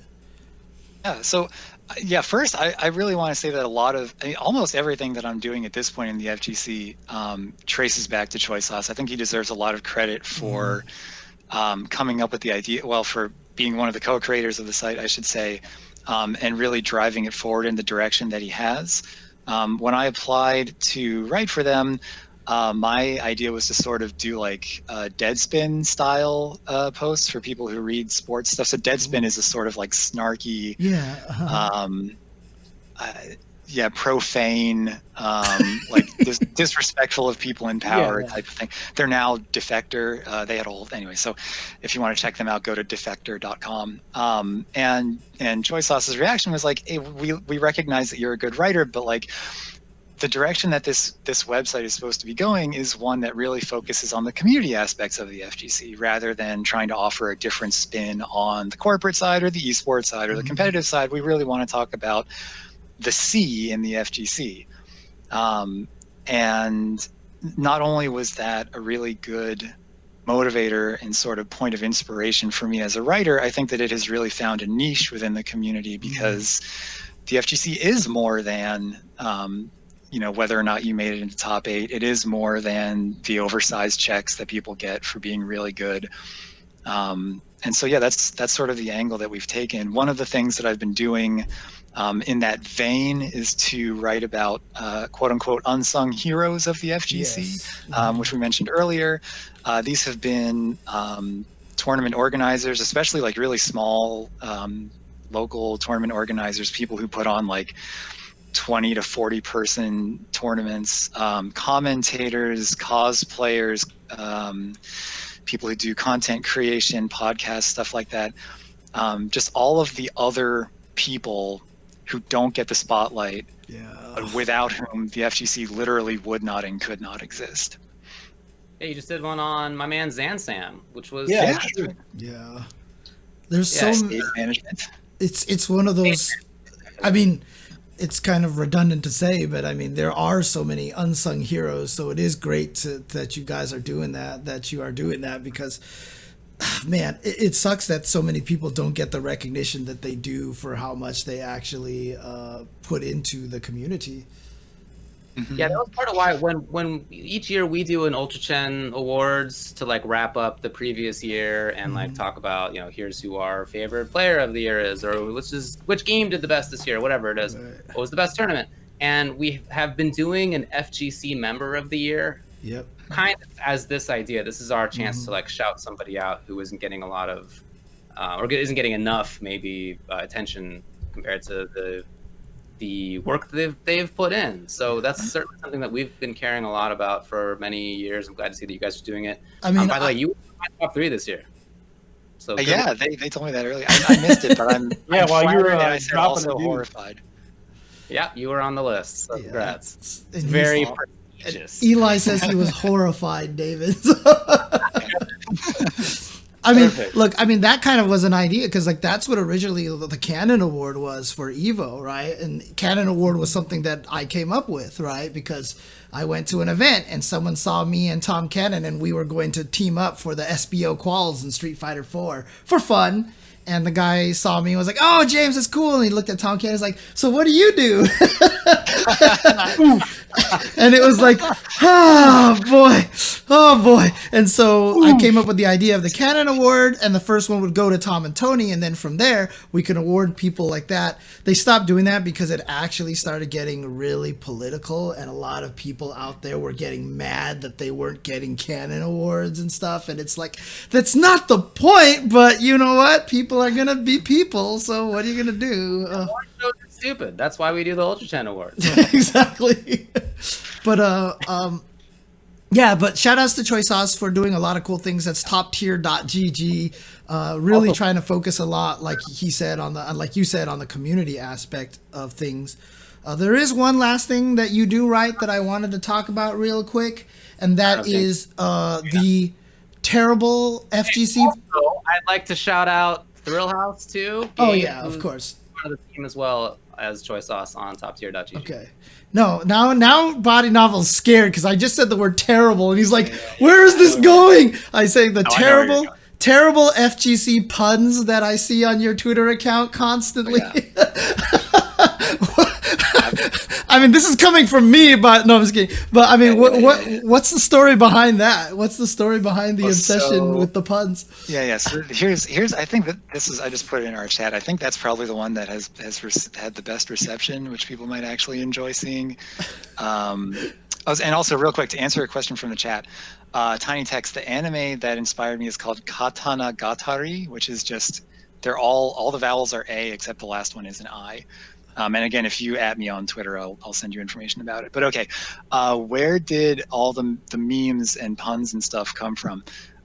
So I'm a big fan of wordplay in general. I grew up listening to Weird Al. Yes. The sort of next level up from that maybe not one level, but several levels up from that is like battle rap. Battle rap is extremely like fascinating, well-written English that is all wordplay. If you are someone who wants to study English in a serious way, you can read Shakespeare, but like also check out some battle rap. It will change your opinion about what can be done with the English language. So I'm just always been a huge fan of wordplay stuff. And when I joined Twitter, when I joined FGC Twitter, I was sort of trying to find my niche. I tried to be like a stats guy for a while. I do a little bit of stuff with like, statistics about the CPT and stuff like that. I tried to be like an analysis guy. And then eventually you can blame the community for this because the ones that got the most traction were terrible puns. So I kept doing it. And that's where I'm at now. I have no defense for myself other than that. That's awesome. Yeah, I'm really shocked that I've been able to keep it going there have been several days where I was like, I must be out of puns by now, right? And, no such thing. Doesn't seem like I am. Yeah. No such thing. You got it. Well, hey, thanks a lot for coming on to chat with us. Yeah, absolutely. Anything else you want to plug or discuss? Yeah, so again, if you want to, so this is one of the other things that I should mention is that all of the people that I profile for top tier, all of the unsung heroes are suggested to me. I don't go out and find anybody, and I still have a long list of people. There's a lot of love in the community, and I really respect that. And if anyone who is watching wants someone from their local scene or someone that they're familiar with to be profiled, please tell me. I'm always open to suggestions on that front. Yeah, and as you guys said earlier, if anyone has any sort of feedback about the code of conduct stuff, we would be happy to hear it. We're totally open. And yeah, I guess the last thing that I want to say is if you see me at an event, whenever there are events again, obviously, challenge me in whatever fighting game you want. I'll be happy to play, pride matches with anybody. But if there's any basketball players in the FGC who want to 1v1 me in some like a 1st to 5 in basketball, I want to play some physical games as well while we're there. So yeah. Okay. I know there are some people who are down for that. Yeah, there's definitely some ballers out there. Go up against Yipes, dude. There you go. Yeah, absolutely. Let's do it. Put it on camera. I'll be happy to get body. You heard it here right now. BodiedNovel versus Yipes. On camera. Yeah. Oh man. You said film this. Yeah, thank you very much for having me. I really appreciate all you guys do. Thank you. No, thank you for coming on and to talk about the code of conduct stuff because I know there's a lot of discussion on that. So it's good to get a lot of that cleared up. Cool. All right. Cool. Later, homie. Thanks a lot to Eli again for coming on, discussing things with us. A lot of good perspectives there as well. But let's move on. Alrighty. Alrighty. You have to say it now, Jasmine. It's your turn. It's your turn, Jasmine. Say it now. Say it. And also to Eli, of course, you don't have to stick around in the show calls chat if you don't can get out of here to. if you want. So yeah, get out of here, man. Let's move on to the 5-5 matchup. As you can see, we're going to be discussing first a topic that we have before we get to the viewer questions. This topic was in the news today. Ninja, have you heard of him? He's a guy. He's a big streamer. He was first with Twitch.tv, then with something that used to be called Mixer. I don't know what it is, but anyway, he's been doing Twitch ever since that died. And he's still super popular. He is intending to get into other stuff as well.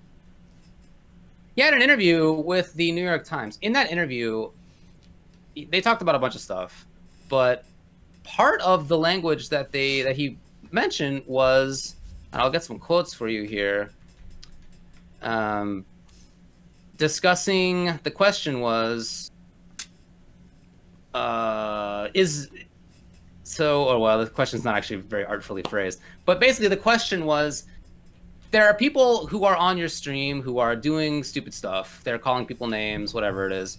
And then the interviewer says, is that kind of stuff just a part of gaming that you've resigned yourself to? Could it be mitigated somehow? And he says, I don't think it's gaming. I think it's internet culture. People are behind the screen. They say what they want and they can get away with it. In addition, he says it all comes down to parenting, and you want to know who your kid is? Listen to him when he's playing video games when he thinks you're not. Here's another thing.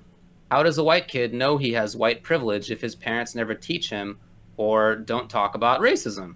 And then he says, if they're gaming and their first interaction with racism is one of their friends saying the N-word and they have no idea what it is, what if it was on my stream, like in the chat or something?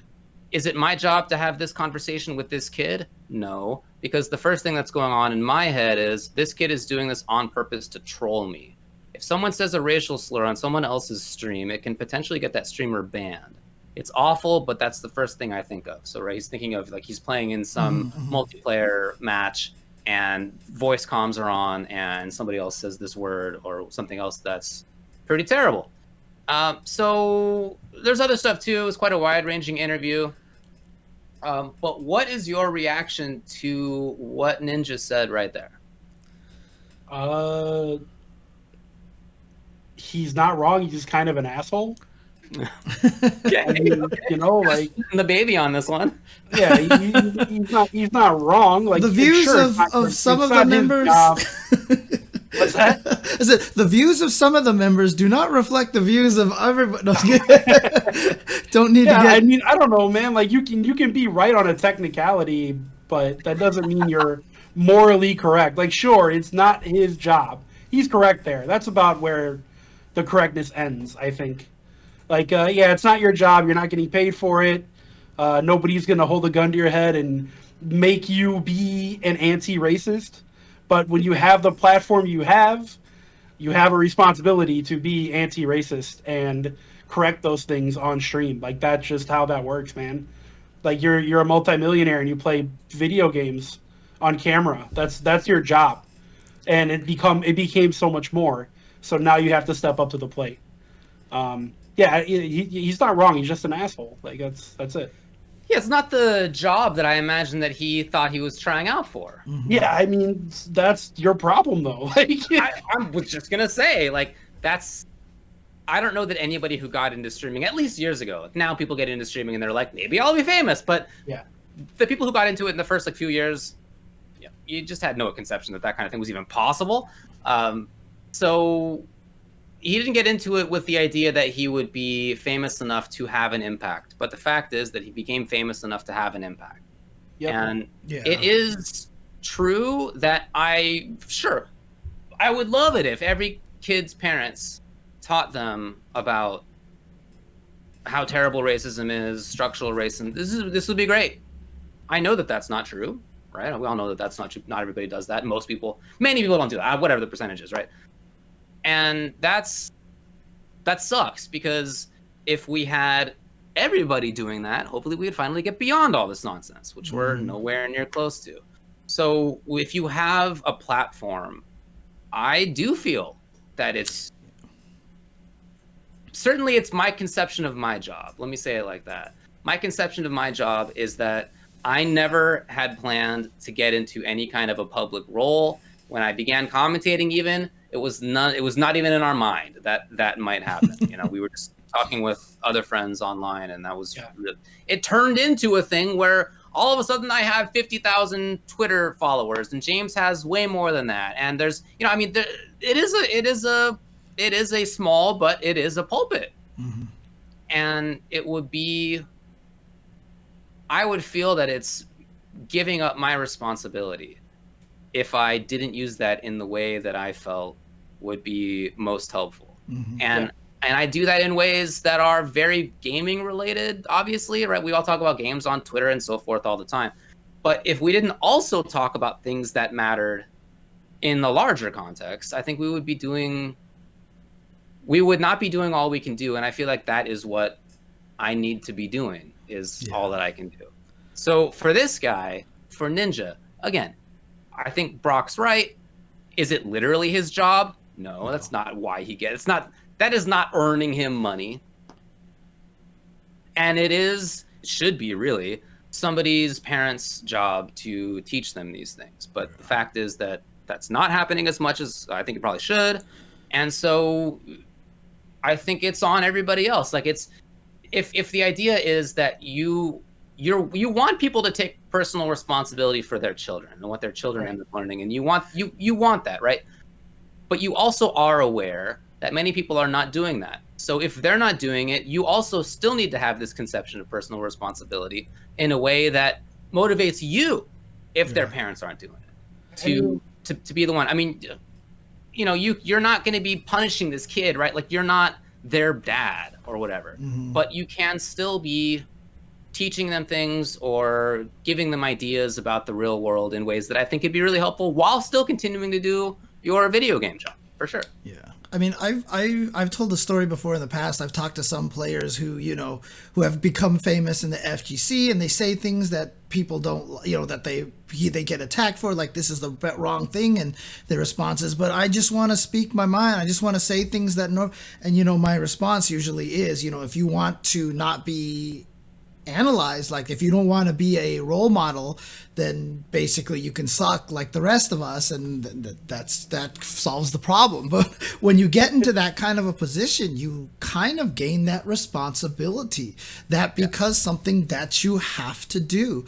Investigation Cone put it in the chat, and I was going to talk about this, but Li Joe had the tweet, and he says, I normally don't chime in on this stuff, but if I had the power to change a generation for the better, I would. And the truth of the matter is, one of the stories that stuck in my head the most is that one of the problems that we have in our society right now is we place this kind of holy grail on parenting. And this sounds kind of scary for me to say this, because obviously parenting is a very important thing. But the thing about it is, the story that sticks in my head was there was a kid who went in, and I think they brought a gun to school, and they did something terrible or something like that, and they were arrested, and the penny arcade guys were just like, this is not video games' fault. This was back during the Jack Thompson era, and they were like, oh, it's video game fault. And then the penny arcade guys were like, dude, stop saying that. It's the parents. It's the parents' responsibility. It's the parents' responsibility. And the parents of that kid actually were penny arcade readers. And they saw that, and they actually responded with, we have sent him to therapy, we have talked with him, we have done everything we could as a loving parent could possibly do. Like, we did everything we could. The truth of the matter is the relationship of a kid to their parent is going to be different for every family out there. And you know what? As Ninja, you probably have a larger influence on a lot of the kids that you're talking to than their parents do. Because us as kids might not believe our parents, or, oh, I'm so fed up with my parent trying to control me, blah, blah, blah, blah, blah. And so if you think as Ninja, you have millions of followers, but you're not their parent, absolves you from any responsibility from trying to do something better. That is a cop-out. That is a way to absolve yourself of any sort of blame, of any sort of responsibility. But if your chat says misogynistic things or racist things and you see it, you don't have to respond to the troll. And sometimes I do this too. I'll see something, I'm like, no, you know what? And I put down the controller. I'm like, look, none of that crap in my stream because this is wrong. This is absolutely wrong, and like we're not going to take any of that misogynistic or racist crap in here. I'm streaming to 50 people, you know, but as if it has the ability to reach out to millions of people, taking the time to say that, and if they idolize you so much more than they idolize their parents, that will make an effect. If you have an audience of millions of people, yeah, Charles Barkley out there, I am not a role model, whatever, but the thing is, your scope gives you a lot of views, and people respect you in ways that you do have to take responsibility over. And so, you know, I get it. He's right. It's not his job, but it's kind of a responsibility that I feel like he has to take. So there you go. Yep. Yeah. Yeah, I think agree with we that. all agree. I mean, Yeah, totally. I mean, when it comes to his specific example of how to handle a situation where you're just like playing some online game and somebody else says these words on voice comms or something like that, that is, I think, actually the perfect time to talk about this stuff. Like, I don't know that there's a better time to talk about this stuff. Are you going to convince the little jerk face on the other side who says the gamer word or whatever? Probably not, but you do still have an audience of 6 figures of people, right? 5 or 6 figures of people who are watching, and this is the perfect time to talk with them about that. I think you're right that it's a cop out, and it's unreasonable to say that you want other people to take the personal responsibility to raise their kids well, and not then also to take the personal responsibility of handling your chat and your stream in the way that you should. So again, I think L.I. Joe's take is great. I think that's perfectly said as well, as you were just mentioning. I like that a lot. I will say this. I think a significant reason why Tyler Blevins is the most popular, or was before he left Twitch, now is still one of the most popular streamers in the world. One of the reasons is that he doesn't do this. And that sucks, but I think that that's probably true. There are people who don't want to deal with these conversations. And if you do avoid having these conversations, you will get some of those viewers in ways that you won't otherwise. This is not me praising Ninja. I think it's actually the exact opposite. It's a condemnation of the sort of state of things, that can be true. That somebody who doesn't want to actually address these issues that's probably part of why he became so popular. And so I think that in that context, with that understanding that probably is true, I feel like that places even more responsibility on him to be the person to talk about this stuff and to actually have these conversations. I mean, to be honest with you, I ran into it myself last year in April when the George Floyd situation started happening, and you know there was a lot of Black Lives Matter stuff on the internet. I didn't talk about it. I didn't retweet any of the Black Lives Matter stuff because I was like, well, I'm a public figure. I have to worry about my followers and views and stuff like that. And I had a long conversation with Isaiah, Abonic Plague, about that, because I know it was very personal to him and stuff. And I just kind of talked to him about it. And, obviously he's not going to tell me, you should do this, James. He was just like, this is the kind of situation. He talked about his side and view of things.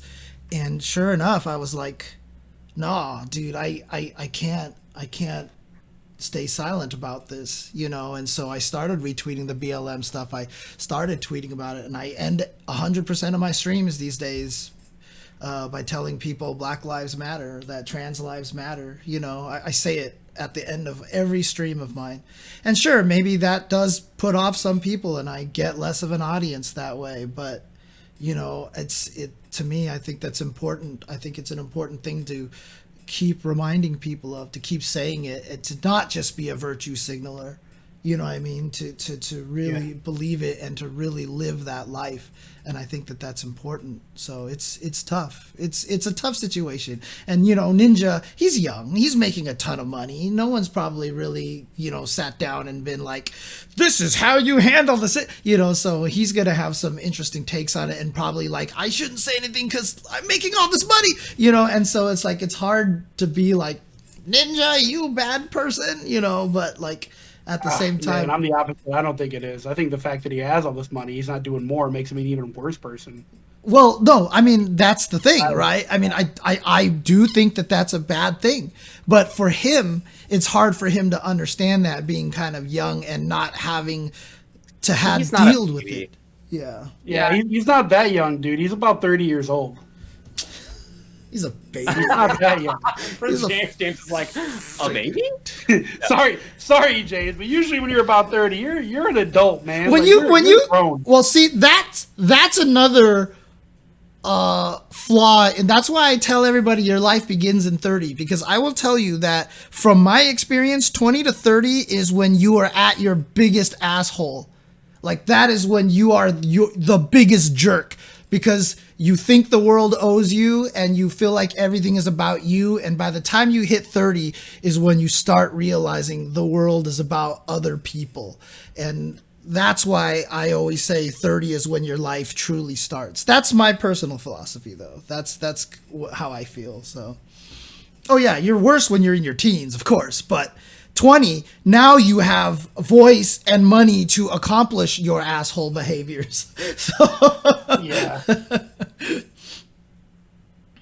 Yeah, look, I mean, when well, this is not even a new phenomenon. It didn't start with the BLM stuff for me, but I've certainly noticed that, like, my Twitter follower account has gone down at times, because I talk about these things all the time. Right. But I feel like the people who are left following me on Twitter, there just cannot be a lot of crossover between people who are like serious leftists who are really invested in American politics and also super invested in fighting games, specifically Street Fighter. Like, it's just not like a big overlapping of people. But I know that, and that's cool. I mean, I understand what's going on there. So again, I think that part of why Ninja has become as popular as he is that he doesn't tackle this stuff.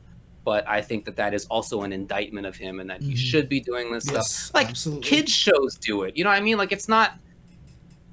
This is not something that is out of the ordinary in a lot of contexts. It's all over the place. But I think in the gaming context, where frankly there's a bunch of racists still and other bigots, yeah, I think like a necessary precondition for becoming the most popular streamer in the world, at least in the English language, is that you are not putting a stop to some of this stuff. Yeah. So I think that he needs to. I definitely think that it is in fact his responsibility, even if it's not literally his job. It should be his personal responsibility as well. Mm-hmm. Agreed. All right. Thanks for the sub. Yeah, thank you. All right. SXEZSKOZ.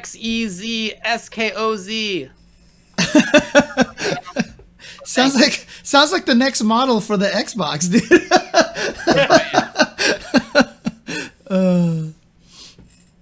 Okay. And by the way, thanks to B Mikey P for the sub about half an hour ago as well. High five. For sure. Okay. So let's move on to the next one. Let's get into the actual viewer questions on this. Yep. Not everybody in gaming is racist, we understand, but it's too much. Yeah. It's too much. All right. Here's the questions for 5-5 matchup as we go into the viewer section. Number 1, with Frosty Fausting's Online being this weekend and the cancellation of Combo Breaker 2021, would you like to see more majors take an online route this year? 2, can you talk about the evolution of grappler archetypes across games? I only know Street Fighter. When T-Hawk came out, it blew my mind. A mobile grappler with a DP? Okay, so that can be one of like 5 people, 10 people maybe. Remember when T-Hawk came out? You know, I do, but not many people do. 3, I can tell you exactly how I felt about that too. Anyways, continue. I bet. 3, how do you deal with getting discouraged when you hit the wall and don't see progress in the fighting games you play? And then 4, can you discuss the tier lists for Street Fighter Alpha 2 and Street Fighter Alpha 3? I sure hope we won't have to. What's All right. So the winner is not that one. It's number 2. Can you talk about the evolution of grappler archetypes across games? I only know Street Fighter. When T-Hawk came out, it blew my mind. A mobile grappler with a DP? James, where were you? And what did it feel like when T-Hawk came out? I first read about T-Hawk in the Game Pro magazine that they gave for Street Fighter Hyper Fighting on the Super Nintendo, and they gave all the cool tips and stuff like that. And then at the end, they had a preview of the 4 new characters in Super Street Fighter 4. And T-Hawk was in there, and as a Zangief player, I saw T-Hawk and was like, I get to have an uppercut as a grappler? Never mind the fact that Zangief's lariat was basically an uppercut in Hyper Fighting. But still, I was like, what? This is going to be the best character ever. And it turns out he kind of sucked, you know. He wasn't actually very good, but I was super jazzed to see him. Did I say Super Street Fighter 4? Super Street Fighter 2. Sorry, Woo! Super Yeah. Street Fighter 2. Was he bad in Super Street Fighter 2, or does anybody even know? Because ST came out like so quickly afterward. He was bad. He was bad. All 4 of the new characters were bad. DJ might have been the best one, but he wasn't very good either there because he didn't have a flash kick. His anti-air was the machine gun punch. But he was supposed to, the way that they designed him was supposed to be antithetical to Guile, so his anti-air did no damage because it was just a bat. And so it wasn't like you're supposed to jump at him more, you know, and risk it a little bit, but they completely threw that out the window in Super Turbo. Yeah. So and thank you for the gifted subs. High five. Woo. Yep. Gas81. Thanks for letting me say your name again. Yep. But in terms of the actual question, the evolution of the grappler archetypes, it's fascinating. The reason why I wanted to play Makoto in Third Strike is because I kept wanting to have a quick kind of sprightly grappler and just have it be different, and that's kind of what Makoto was. In fact, she couldn't even do the damage off of the throw. She had to do the damage off of the throw. They didn't know how much she could actually do, but still, you know, the grappler archetype has changed a lot over the years, and I know David's acknowledged this, and even though nowadays it feels completely archaic, Potemkin was a huge one where he could flick fireballs and turn them into a worse weapon, and he had a ground pound that let him get in. I mean, when that happened, we were like, oh my god, that's so awesome. Now it's just had armor on the way in. What? You could cancel the dash? Amazing. Now it's just like, whatever. Yeah. It has changed a lot, and that's something I've thought about a lot over the years because, you know, I'm obviously James, a grappler player as well, but like I've been invested in that. And I feel like there are a few things that stand out to me, at least in 2D games, when it comes to grapplers. Like Street Fighter 2, of course, right? Zangief as the grappler is like the beginning. I don't feel like that really changed that much until, yeah, I think Potemkin is the one that stands out to me. And then the next like evolution was Iron Tager. And yep. Iron Tager is, I think, still the wildest grappler idea because it's a complete reversal. It's complete like flipping on the head of how a grappler plays. Every other grappler is, I'm trying to get in on you. Here I'm the one trying to approach. Maybe I walk at you. Maybe I have hammer fall. Maybe I have slide head or whatever. Like whatever the character does. You're moving in. Tager's the opposite. Tager, at least once he magnetizes you, has the ability to bring you in, right? He has a fireball that magnetizes you that can bring you in. And so it's a complete opposite idea of he brings you to him, and that's very scary up close. I really like that idea. It's just so unique. Yeah. It was really badly done at first, but they ended up giving him some more stuff as the series went on. It was a little bit more interesting and effective. I think that General Rom has a little bit of that in him too, with the poison. Yes. Generally, grapplers, you want to go to the opponent, but if you poison them, you want to run away, so they keep getting poisoned, you know? Right, and now they have to come at you, and as a grappler, you're like, welcome. Come at Rom, who has 2 of the best buttons in the game, so... Totally. So I would say Rom is the maximum of Zangief. He's the maximization of the Zangief archetype. He's a grounded, walking around sort of character. He's obviously very closely based on Street Fighter 4 Zangief. And he has better buttons, and he has a better focus attack, and he has the poison mechanic, and he can snowball better after command grabs. It's only because everybody in that game is so wild that he's not like completely broken, right? Yeah, for sure. But he is the Zangief for sure. And then when it comes to more anime air dasher type games, again, like we talk about Tager, I think as being the wildest one. But in Marvel 3, I feel like Hulk Hagar and then in B tag with Wald Jaeger, like those kind of team archetypes, characters who basically need to get in once and like have invincibility, or they have huge normals, or they're just like have oppressive stuff. That is kind of a different take on that as well. As Hulk Hagar in Marvel 3 is the kind of character that doesn't need to get in at the start because he's in at the start, right? You're walking at the opponent at the start.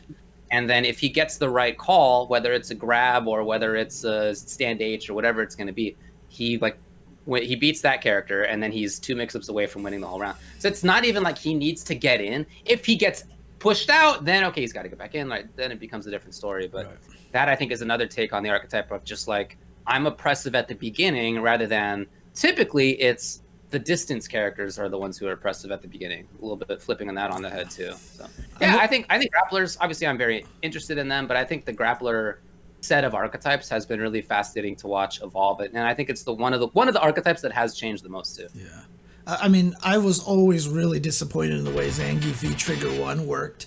I would have liked it to have been a little more Iron Tigery instead of literally, oh, you blocked it, he's -6. Punish him, I would have liked it to have been more of a pull you in and you're kind of stuck in a block stun, or so that way he can't throw you out of it. And so there's just, I don't know. I feel like I could have did better with it, but it's literally an all or nothing kind of thing. So. As people have played that character more, it's become a little bit more effective in that way, but because there are certain ranges where it can actually be meaty timings and stuff like that. Well, yeah, but no, you're right. I think the other interesting take is that there are occasionally defensive grapplers, and those are usually pretty rare. Like Q is a defensive grappler. That's part of why I loved him so much. Yeah, and but then that there are archetype is not frequent. Conra is kind of a sort of. Kind of, yeah. Sonar grapplers are pretty rare. That archetype, the Chrome Dome, Conra, and Waldstein need to go. No, I just say They're this. hard to balance. I can say that much. I'm just saying this as a non-Asay player who was traumatized by Waldstein in Unist. Okay, I was absolutely traumatized in that matchup. Oh, good old Wald had a blast. Oh man. Honda's a defensive grappler. Yeah, Honda's kind of a defensive grappler. I played Honda back in Super Turbo, and part of why was that I felt he had these very polarizing matchups of some he could sort of be this fortress defensive character. Others he was playing footsies, and others he was trying to get in, and I liked having to do all those things on one character. Yeah. It would have been nice if they weren't so lopsided on some of those different sides, but whatever. That was the character. And just interestingly enough, oh no, I just wanted to kind of throw this out there a little bit. What is your definition of a grappler, right? For someone like TheBadGuy, he would be positively awful if he didn't have a command throw. The command throw is very much a part of his game. Do you consider TheBadGuy a grappler, or do you? Actually, I do. Yeah, if I were to play Exert, I think if I played Exert, it would be with Soul, to be honest. No, I mean, he has a command grab. He's a brawler. But he does. It is really important. I mean, I'm no Guilty Gear expert, but like it seems like it's super important to his game. So I've thought about picking him up actually. Yeah. I mean, I could see you playing him because he's belligerent and you're a belligerent player. But outside of that, I wouldn't consider anybody with a command grab a grappler. Right. Well, see, that's the thing, though. That's true. Yeah, but, I agree. Mm-hmm. I think there are characters where they have command grabs and they're not grapplers. I don't think like Yun and Yang are grapplers, although they have command grabs. Yeah, I don't even know if Abigail is a grappler, right? So maybe Abigail in season 4 or 5 or whatever we're in is not a grappler. But maybe a little bit more, but for it's certainly less than he was earlier. Right, but for TheBadGuy, it is absolutely a crucial part of his game. If you took away the command grab, TheBadGuy is going to die. In my opinion, that is number one. The reason why he can be a disrespectful brawler is because at any time you can get command grabbed and dust looped anyway. So Do you consider Abel a grappler? Yeah, I do. I think I did, but yeah, I think Abel still falls into brawler, but he's real close to grappler. Yeah. So I was gonna say if you think Abel's a grappler, then certainly I could see TheBadGuy being a grappler in your eyes too. It's a maybe for me on that one. Like Alex in Third Strike, maybe. I think I think those are brawlers. Part of what I mean, at least, when I say grappler is that I'm also talking about kind of like a slow character. It doesn't need to be like the big guy, because sometimes it's not. But I think I'm also talking largely about like a slower character who is a little bit more lopsided in some ways, but not necessarily. Yeah, I mean, that's sometimes at the margins of these things, it's going to necessarily be blurred. I mean, what about someone like Makoto, who has obviously the slowest walk speed ever, but also the fastest dash ever? Is she a grappler or not a grappler? I consider her a grappler. You do consider her a grappler? I do consider her a grappler because all of her damage comes from the command grab. All of her setup comes from the command grab. But that's why I don't think TheBadGuy falls into that for me, because his entire game plan isn't set up around getting the command grab. It's around the threat of the command grab. Right, but then that's Zangief, right? I mean, Snake Eyes used to win Street Fighter 4 by never landing SPDs because everyone's so goddamn scared. It's really hard to say. But I think it's, you guys are both kind of right, because I think in Street Fighter 4 that was the least grappler. Yeah, it's true. Zangief ever been. And in Street Fighter 5. Geef wants to grab you. It's better and it does more damage, and he's got a better situation afterward if he does a command grab than if he does a strike, if he gets a hit on you instead. And it's kind of the opposite for in Street Fighter 5, like Laura and Mika. They do more damage if they hit you. They do more stun if they hit you. They have better meaty situations, at least in some situations, for hitting than for grabbing. So, yeah, I mean, this is always going to be blurred a little bit, but I think part of why grapplers are so cool is that they have diversified into so many different things that like we're like, is it a grappler or not? And that's, 20 years ago, that was a rarer conversation. Yeah. Is Blanca a grappler in Super Turbo? Maybe. It's not actually a command grab, but like it's so important to his game, and you can't tech the bite. Yeah. Maybe. But like other than that, in early examples, there just aren't really like points of contention. It wasn't until later that there was more diversity in grapplers that we talked about this at all. Just to answer Mike Squeeze's question in the chat, he says, what exactly is meaty? A meaty is a move that hits the opponent the instant they get up off the ground. It's blurred into different kind of situations, but that's generally that's the most common situation. So if you put a move into somebody so that they get up and go from being invincible on the ground to getting up into something, that's considered a meaty. You can do that with a throw. You can throw them so you throw them on the first frame that they get up. You can put buttons on them, etc. That's basically what it means. And yeah, I agree with Peter 0611. It's still a terrible term, but that's what it is now. We can't do anything. So it is. I like grapplers in a lot of different games. I feel like SNK does a super interesting job with grapplers. I think that Arxis has done a really great job. They've probably been the most like innovative when it comes to grapplers overall, Potemkin and then Tager. But yeah, there's a lot of cool stuff. And in NRS games, they didn't have grapplers at all until until Injustice 1, I guess. And then some of their stuff in Injustice 1 and 2 has been really unique and really interesting. So there's a lot of, it's a great time to be a grappler fan, everybody. Just looking at Tuvo shake his head. Nope. All right. So we're talking about grapplers now. Yeah, I was gonna say Tuvo's like, I don't want to talk about grapplers anymore. I went that whole segment without saying anything mean. Yeah, true. You did. Proud of you, man. Proud of you. If you are a grappler player, you brush your teeth with coal. Are you opposed to playing a grappler? Me, I've never played one. I know you haven't, but you also always say that you don't pick characters based on archetypes. You play them. I don't. I've just never found one that I enjoy playing. I have played characters like Abel. I can play Abel in Street Fighter 4. Okay. Honda. I mean, I've always played Honda.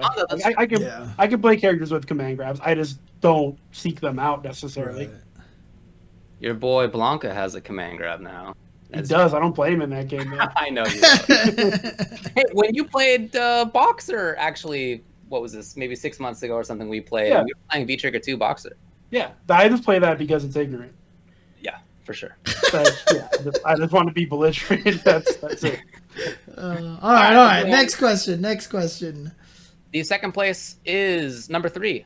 How do you deal with getting discouraged when you hit the wall and don't see progress in the fighting games you play? Holy crap, I didn't realize this was so long. It's so big. How dare you, James? Make it so big. No. Oh no, it's still too Yeah. Give me an ampersand instead of and. No, it's not going to be enough either. All right, Tubbo, what do you got? How do you deal with getting discouraged when you hit the wall and don't see progress in the fighting games you play? You know, our buddy Flexo, Mike DeBonis, recently said his friend asked him the same question, pretty much. And so he came to me and was like, well, what do you do? And I guess it really depends on what you mean by progression. But to put this in a tournament way, James is trying so hard over there. His buddy was saying that, like he gets, he'll do fine online and he'll think he's good. And he goes in person and hey, we did it. And he gets wrecked. He gets wrecked in person. He'll go like 0-2 in locals or anything like that. And I guess if we're talking about a tournament perspective, because I don't know what this person asked the question means by progress, you need to remember that A, the people next to you are working just as hard, if not harder than you, to be good at this video game. And B, it doesn't matter who they are, treat them like any other asshole you play against. A lot of people will, even at like locals, go, oh, this guy wins every week or, every month or whatever. I'm not going to beat him. Who gives a shit? Treat everybody like they're as dumb as you would treat someone online and always play your game. Believe in your game plan. Have a game plan, but believe in it as well. That's how I made progress in KI. I just grinded the shit out of the game online. Thank God I had good online play. And then when I went in tournament, I literally didn't even look at my pools every time I entered a tournament in that game. I didn't care. It didn't matter who I was going to play against. Right. And that's how I got decent at that game real fast, I think. I just disrespected everyone. And I think that's really, really important, is to not overthink who you're playing against. For me, honestly, it's kind of a tough one now because I have so much experience in fighting games now that whenever I hit a wall, I can kind of sit back and think and try to really kind of determine where the wall is coming from. Sure. I can really dig to the source of the wall, but that's also just from years and years of playing fighting games and really understanding how all the different fighting games work and why certain ones appeal to me more than others, etc., etc. Like I'm hitting a Street Fighter V wall right now, but I kind of know where my weaknesses for the game lie. So it's harder to get discouraged, I guess, when you start to understand that kind of stuff. But if you're a beginner, you don't know any of this stuff. And so it's really hard to figure out but the point of the story usually comes down to is that what's holding you back usually isn't obvious, right? What's holding you back rarely turns out to be what you think it is. A lot, like one of the most common ones that I talk about, which is one of my problems, is a lot of my problems just come from the fact that I don't anti-air anybody, right? So I just get jumped in on and I have to deal with mix-ups all day and I die. If I anti-air more, I win. It's like that simple. But as a player, sometimes you won't notice that because blocking a jump in feels like you're safe. You didn't get hit. And you're kind of now in this bad situation. Other times would be just like, you're not really truly understanding the mindset of the game. Street Fighter V.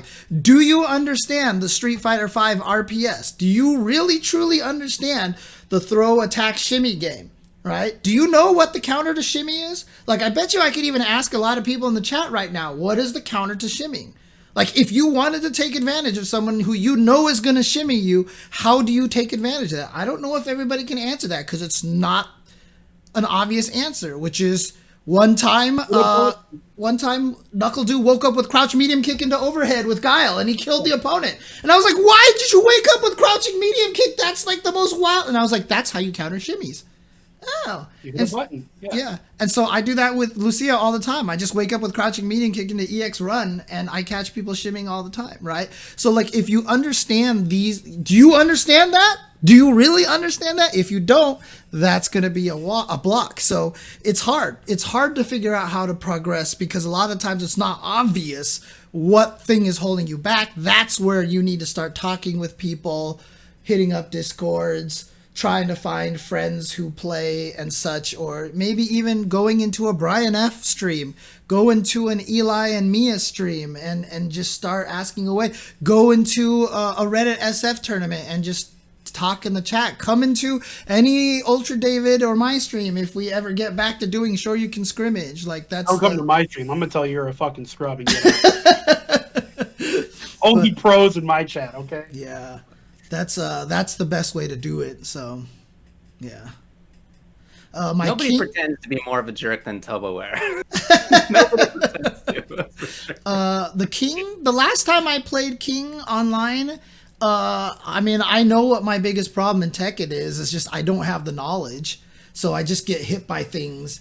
And actually, my biggest problem with Tekken is very similar to the same problem that I have for Street Fighter V. They're both very reactionary heavy games. You have to be able to whiff punish things when you see them, and you have to kind of have this reaction, and my reactions are pretty ass. So that's why I've started playing a lot more Soul Calibur. Because that game is not as reaction-based. So the question specifically is, how do you deal with getting discouraged when you hit the wall and don't see progress? Right, and so for me, that's what it is realize that there is something deeper usually to the lack of progression, that the progression is going to come from something that you're not seeing, something a little more deeper than you probably think it is. It's not just, hey, you're not doing this combo, or you're leaving damage on the table. Like, it's not about that. It's usually about some fundamental concept of the game that you're probably not understanding, which will require you to do some research and talk to people about. But that's how you get discouraged. Don't think of it as, I'll never, like, how come I can't? Like, don't keep trying to pound your head into the table doing the same thing you're doing over and over again and hoping you'll learn as that way. Try to figure out maybe what's the root of your problem. Doing the same thing over and over again without changing any part of the procedure, that's a definition of insanity. Because you're never going to get a different result. You're doing the same thing over and over again. Exactly. I think the biggest thing to not get discouraged is to make sure that you're playing a game that you like and a character that you like. Because if that's true, then you'll keep playing regardless. If it's a chore for you, don't keep it up. Yeah. Pick something that you prefer. So I think the idea of hitting a wall, I think, is something that mostly comes when people feel frustration. Mm-hmm. And if you are instead just like having a good time, you're working towards a goal as well, but having a good time and doing it, you notice these walls much less. Because we're breaking through the reality is that as you're learning something, you're breaking through walls constantly. And learning a fighting game is the same way, but you don't notice most of the time because you're just enjoying yourself. Mm-hmm. So make sure that it's something that you do enjoy. Don't set yourself some task that's going to be boring or frustrating for yourself. But I also like the idea of just trying to learn one new thing each time you play. It's something I do as well. Or throw yourself a little curveball in a way that you will enjoy as well. So sometimes if I feel like some aspect of my game is not working out, I'll just focus on that to the exclusion of everything else. And that can be fun for me too. If I'm going to play in a way that I only anti-air, I never approach, only anti-air, right? Yeah. That's fun because I'm having a different kind of experience and also focusing on building this skill. And, just to build one thing per day doesn't mean that you need to learn something big per day. It can be, today, for example, I learned this today. E-Honda's EX butt slam can go through Akuma's super on reaction. I didn't know that. And that's not something that's going to come up like almost ever. That's a very rare situation. But I learned it and I'm like happy to have learned it. And it's cool to me and it like makes me want to learn more about Honda and Street Fighter V. And in Mortal Kombat, they just put a patch out. We'll talk about it in a little bit. I learned a little bit more about how some stuff works. And so it's that just kind of like enjoyment of playing with characters that I like in games that I like and trying to learn or try one new thing each time I play. And as a result, I feel like I don't notice when I'm breaking through walls, and I haven't felt like I'm going to hit a wall in a while at this point. Yeah. Katy Perry has a great suggestion out there. Try introducing yourself to different fighting games, because a lot of times that shakes things up. Using different characters, although I can't even do that. That's really hard because it's hard to break the character jail these days. because it takes so much to learn another character. But learning another game sometimes actually helps a little bit because you won't take it as seriously, and it might introduce you to different concepts. The last suggestion I give is watch videos of experts using your character and pretending you're them, and every time they do something and you have no idea why they do it, rewind it, watch it again, and try to imagine why they did that. and it'll open you up to new ideas potentially.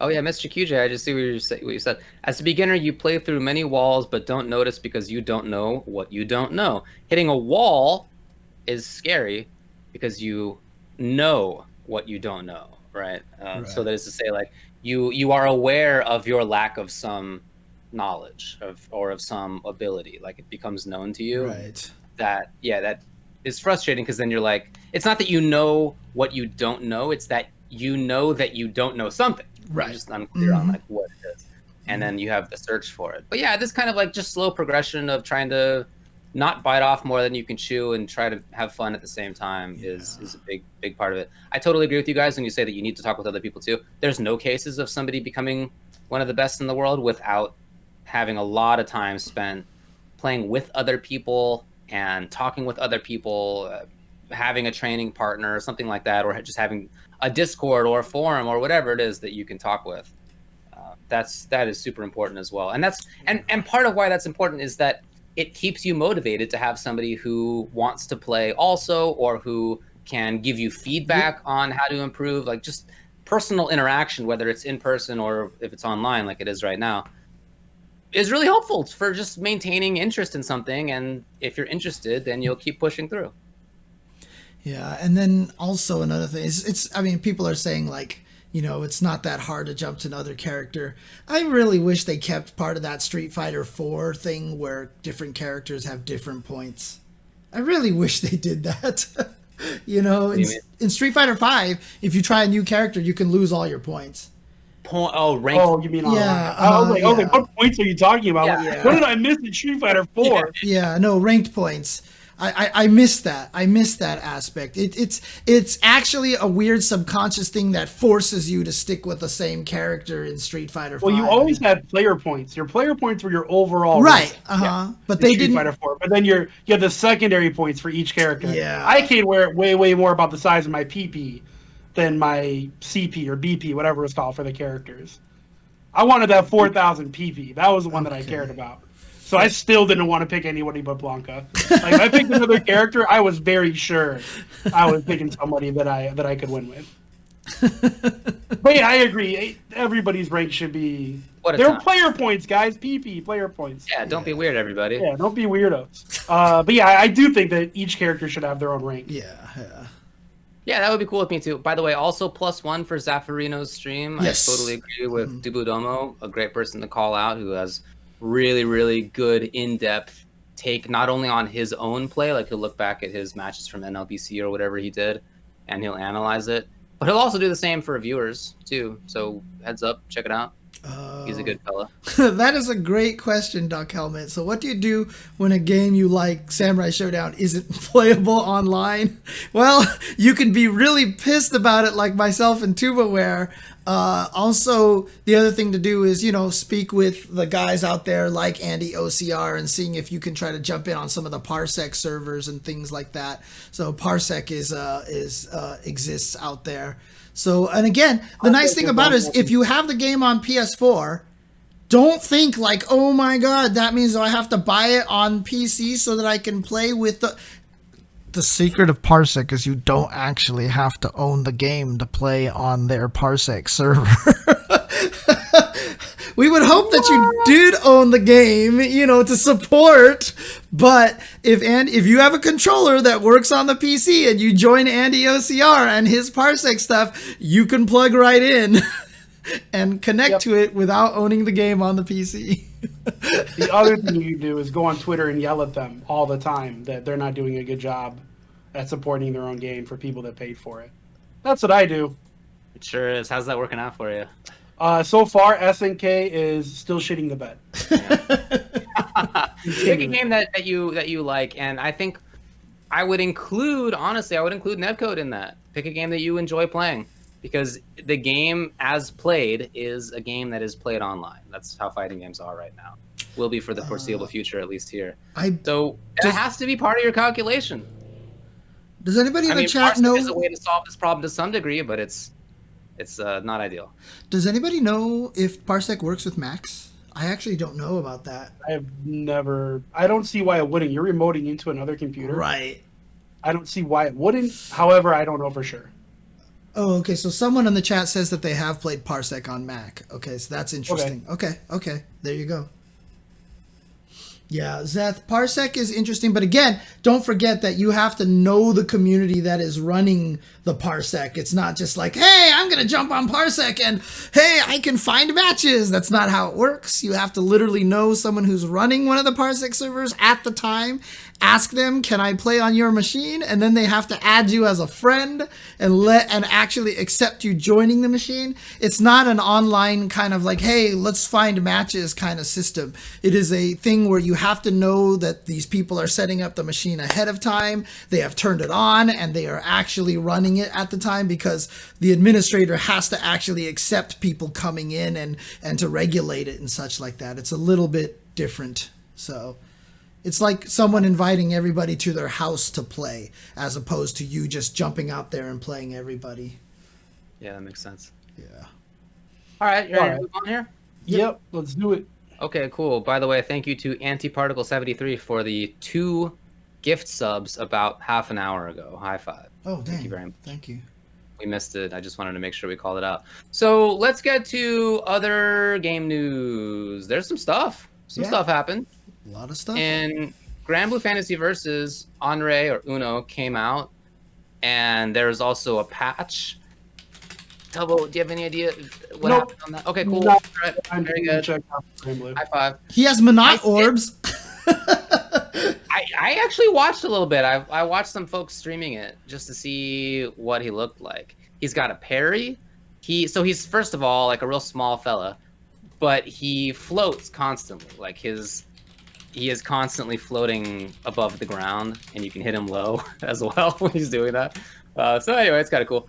But he's got a parry, and he has some like rangy looking tools. It looked like it was kind of interesting. The folks I was watching play him were like unsure how good they thought he was quite yet, because he just came out today. But I did see the video of him full parrying.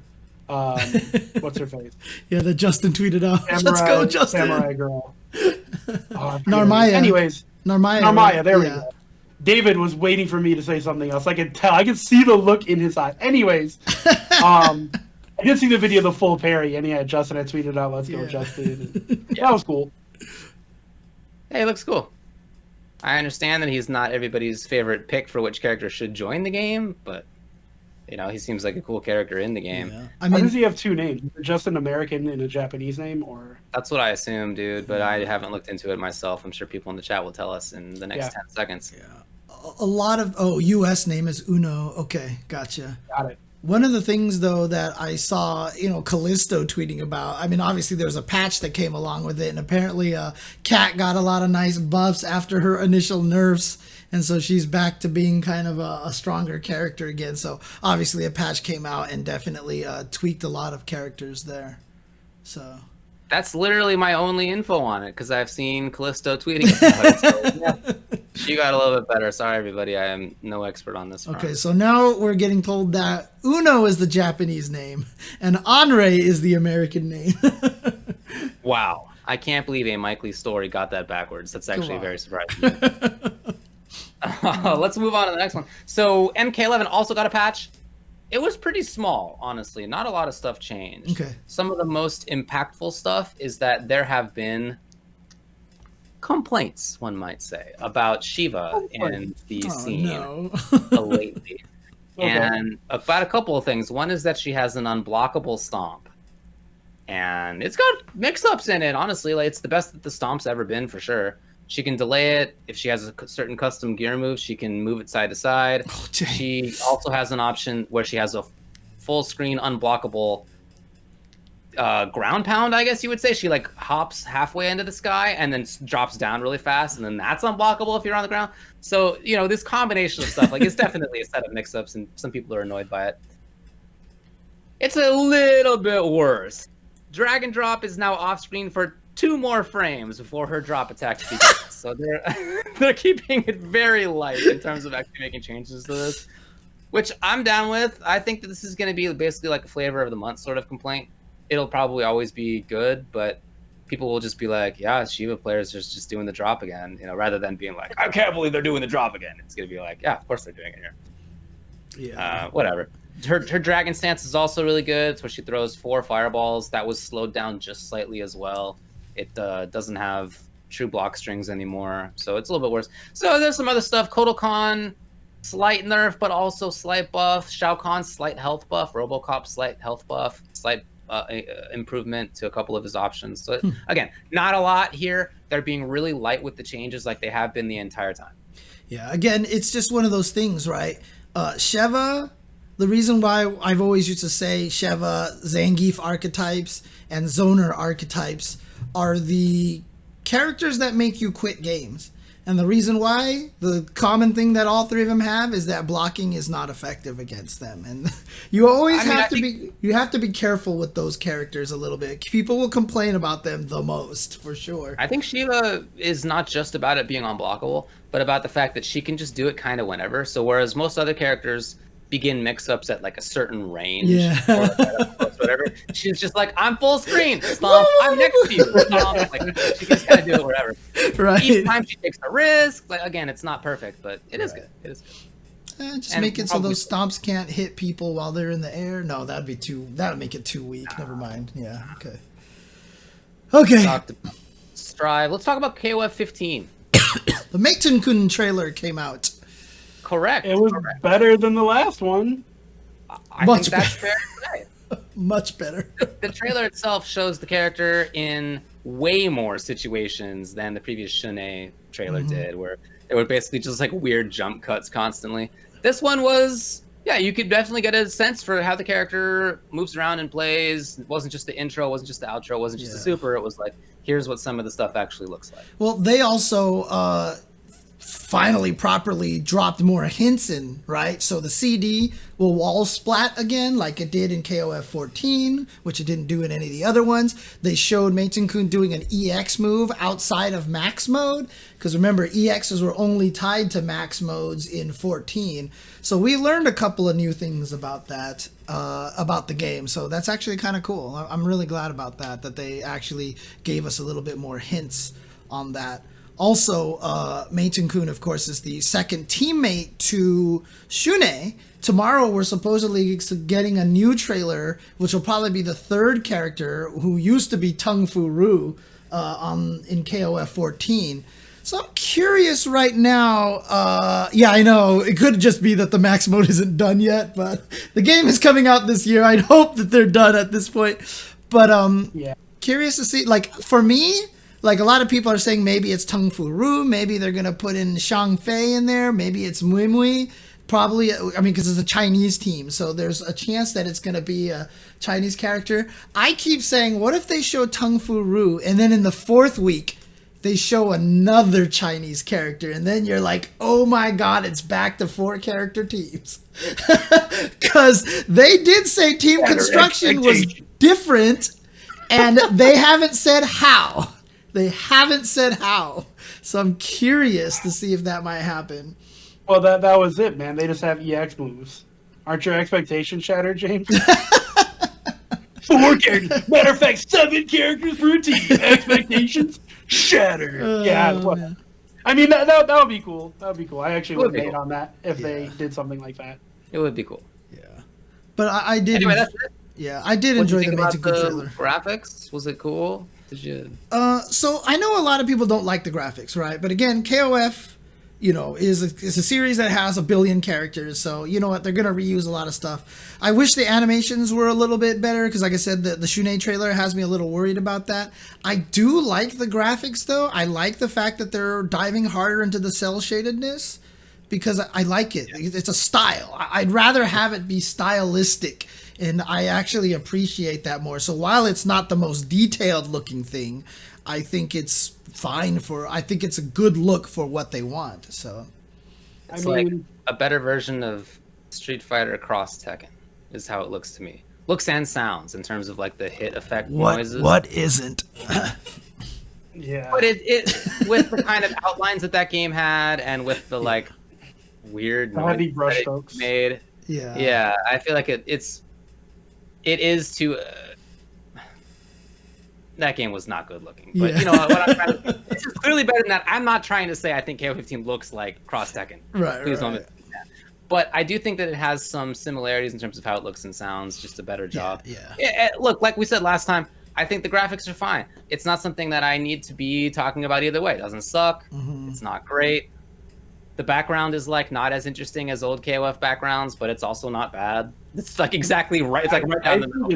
It's much more notable that if you compare like the combos and attacks from the new trailer to KOF 14, the animations are exactly the same. Yeah, they look very similar. They are straight up copy paste.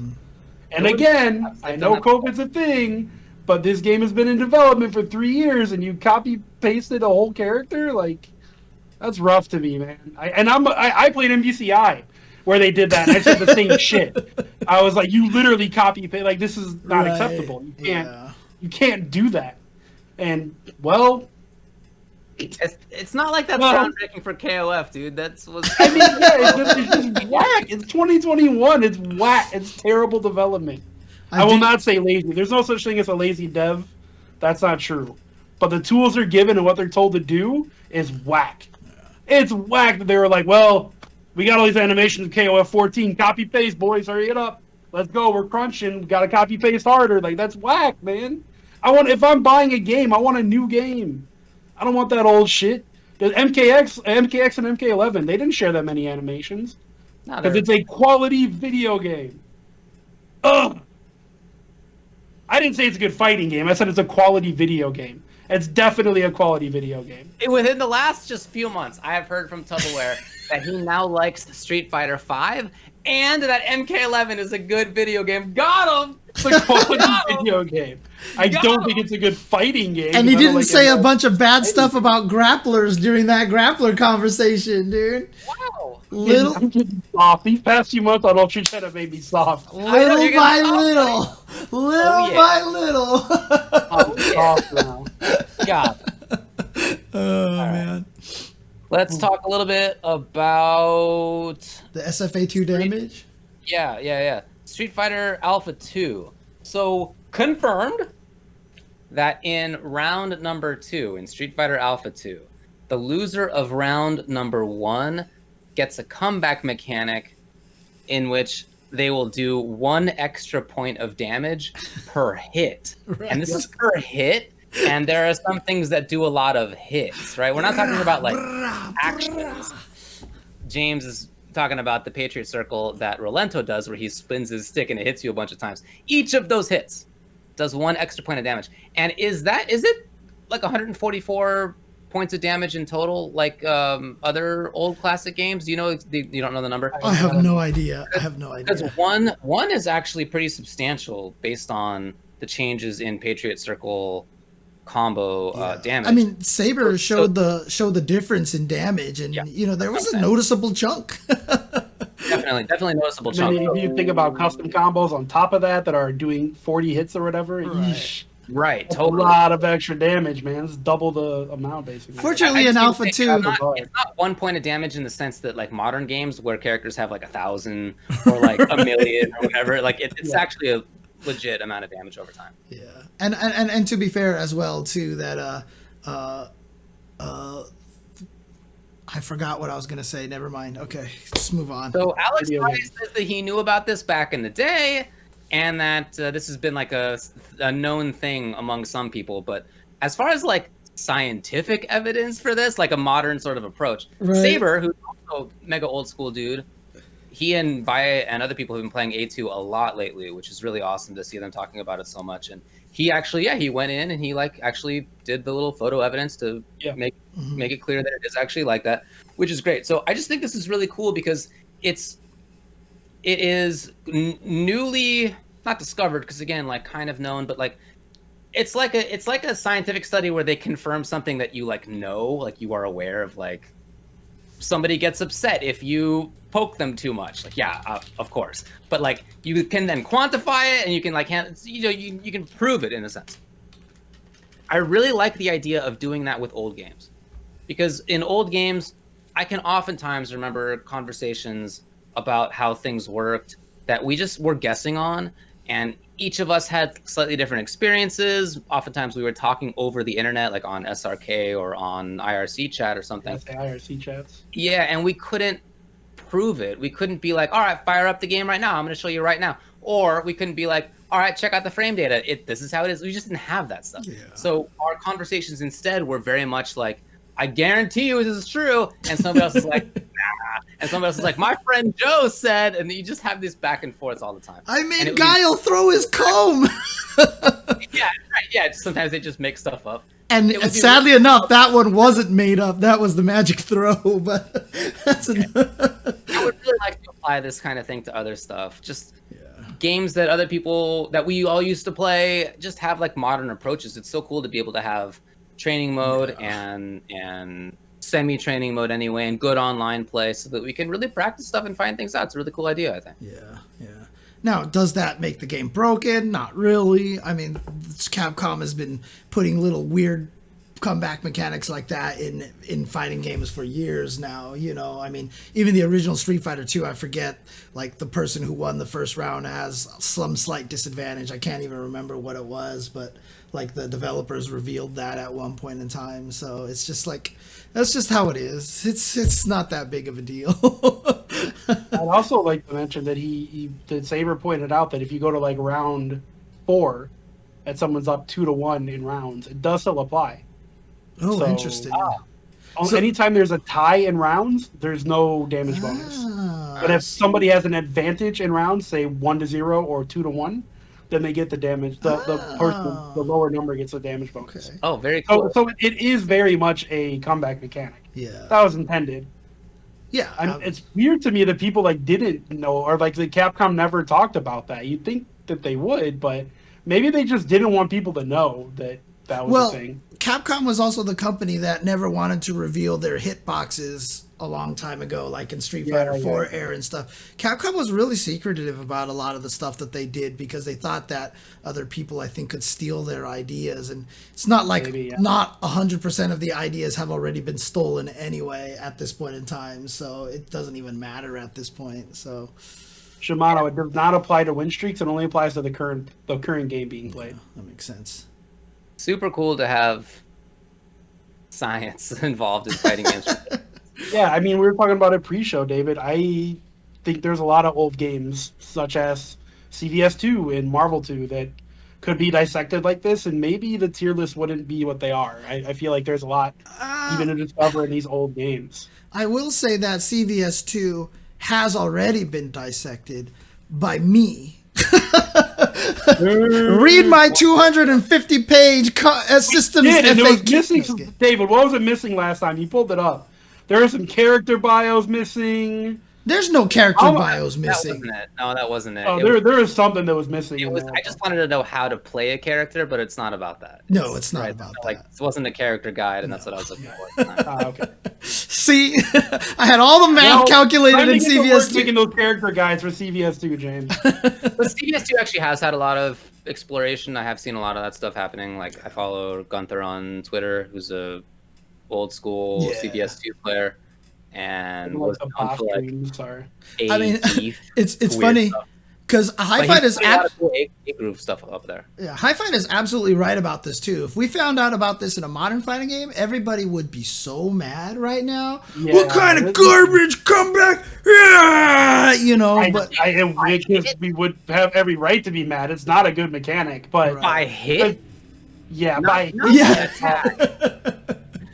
not by combo, but by number of hits. Yeah. Like that. Yeah. It's a terrible implementation, but you know, like I said, back then we didn't really care as much, but nowadays, like, it's funny how so many people are like, how can you play Super Turbo? It's got random damage. And like that barely ever affects how I feel about any results that happen in the game, right? It's weird. I don't know what it is. It's just like we accepted a lot of these crazy things. Old games had old game problems. Yeah, absolutely. Sure. That's why everybody who sits there and tries to say that, all the old games are so much better, it's just like, dude, I mean, when people say, like, right now Street Fighter V is terribly imbalanced because the top tier is way too good, I mean, like, come on. That's just ignorance, dude. It's all come on. They don't know any better. These whippersnappers don't know. Yeah. For sure. Yeah. Hey, speaking of tiers and whatnot, so Will Tupac, who's a strong player up in Europe, he has been playing Lucia a lot. Yes. And he put a matchup chart out for Lucia. And I'm very much curious about what James thinks. Is there any way you can put this on the internet? I certainly could. Do you have the link to it over here? I sure do. It's right under there. There it is. Oh, right there. Okay. Got it. Oh, man. I'm curious. No problem. Yeah, Harry, I was saying. I mean, I don't know him personally, no, if that's what you're asking. I've never, not that I can recall, have met him. But I've been aware of him for who knows how many years. Will Tupac, you mean? No. Gunther, the... Oh, yeah. Okay. A-Group Geef player. Yeah. So here we go. Here we go. Yes. What do you think about Lucia? She's got all these 6-4 matches. She only loses to 4-6 to 4 characters. Doesn't get dunked by anybody. Honda's an even matchup. What do you think? So I am part of the Lucia Twitter group, which Will Tupac is also a part of. And everybody in that group is like, what the hell? Oh, yeah? Everybody in there's like, what the hell? This makes absolutely no sense. So, yeah, for the most part, Will has just been like, this is what I believe. People are like, there's no way she beats Ed. It's like, there's no way she beats Ryu. There's no way she beats Alex. There's not, like, even like, people are going and quoting Prototype or somebody going like, oh yeah, no, actually Alex definitely beats Lucia. Like everybody is like, okay, your tier chart is complete whack. That's basically what a lot of people have been saying. That's why I've been laughing this. As soon as I saw that you put this in the list, I was like, this will be hilarious because we've all already definitely been giving a bunch of shit for this tier list. So I hope that as soon as offline events come back, Will Tupac comes out and bodies all of you with Lucia. That's what I hope. Because I think he's pretty right. He is definitely not right. I think his list is super strong. And the majority of Lucia players are down players. My honest opinion is that Honda and Lucia basically is even. I beat a Honda last time. I was really surprised about that. It's still an advantage for Honda, I think, in my opinion, just because he controls that range. Like, for example, if I block a fierce headbutt, you know what my best punish to fierce headbutt is? Sneeze. Sweep. Sweep for 90 damage and you get to roll away is my best punish to a -12 move. And that is just embarrassing. It is not a good matchup. But for the most part, Lucia is not that strong of a character. There's no way she could be that strong of a character. And James joins the ranks of down players. Because the thing is, if she was that good, that means Cammy and Karen and Colleen are all like S++ tier. Because those characters can do everything Lucia wants to do, but better. Because that's a Street Fighter V problem. Yeah, but... that's a Street Fighter V problem, man. Oh, no, that Honda that I played, he did a lot of heavy headbutts because I faked fireballs, and he's trying to trade with the fireball, so I'd fake it, he'd headbutt, and I'd block it, and I'd hit standing heavy punch, and it would whiff. And I'm like, I can't even hit you -12 with my standing heavy punch? It's a standing heavy punch. And it whiffs. Like, walk forward first? No. You have about 1 or 2 frames of micro walk, and then you can consistently hit it with fierce. But if you don't sit down and practice that, you can't hit it at all. So basically... You're telling me you have to practice fighting games? Well, that's what I've been doing wrong this whole time, James. For a 2-frame micro walk, dude? That's what you want to do? Yeah. A 2-frame micro walk? I learned how to do fucking crouch medium kick ×2 in the Ultra with Blanca. You know how long that took me? That's a 1-frame link, and it's spacing dependent. That's not a one-frame link. Yes, it is. Blanca in Street Fighter 4. With a special move, that has a 5-frame window activation, by the way. Special move. Never tell me about Street Fighter 4 again. Oh my god. Special moves have a 5-frame buffer window, so it's actually a 5-frame window. Ultra does not. It's a link. It's a link. It's a link, and it's but you have an input buffer on special moves. I can't believe this right now. Why is Ken's uppercut an easier punish versus Balrog's dash punch than Cammy's standing light punch? Because special moves have a buffer window. They have an input buffer window. Nothing to do with combos. Yes, it does.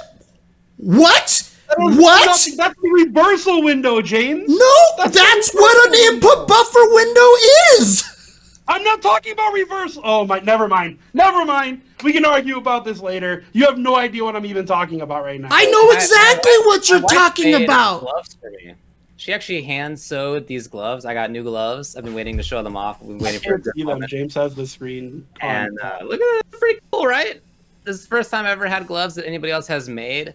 It's the first gloves that she's made for anybody else. So I think these are pretty nifty. I got them right here. It's cold in Los Angeles these days. It's in the 40s. It actually snowed in Malibu the other day. It's cold. So I got the gloves. They're pretty cool, right? Anyway, let's get to community news. Cool gloves, David. Thanks, buddy. Oh, man. I think they're pretty nice. Okay. Are they gloves or mittens? They're gloves. Oh, okay. Oh, mittens don't have fingers, right?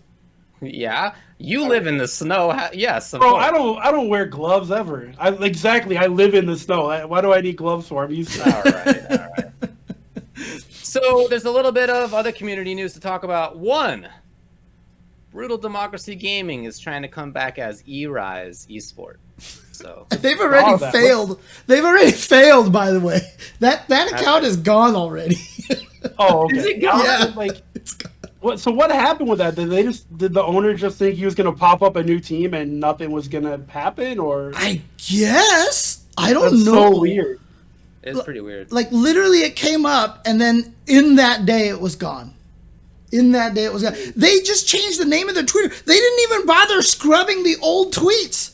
Like, they used the same account? They used the same account. That's how everybody knew. Like, I'm like, what are you even thinking? Genius. Oh, man, I wish I knew that. I would have been roasting them all day that day. I had no idea they used the same Twitter account. That's incredible. And on that Twitter account, all you had to do was look down like 5 tweets and somebody's like, hey, BDG family, like something like that, like right there. Hey, by the way, David, how do I go about suing someone that used me as an emote without asking? Just out of curiosity. Oh, you can't. They have the right. No, I know. No, they don't. Anyway, that's wild. Attempt, I guess. So, be aware. I don't know. That's weird. Also, I want to show this off.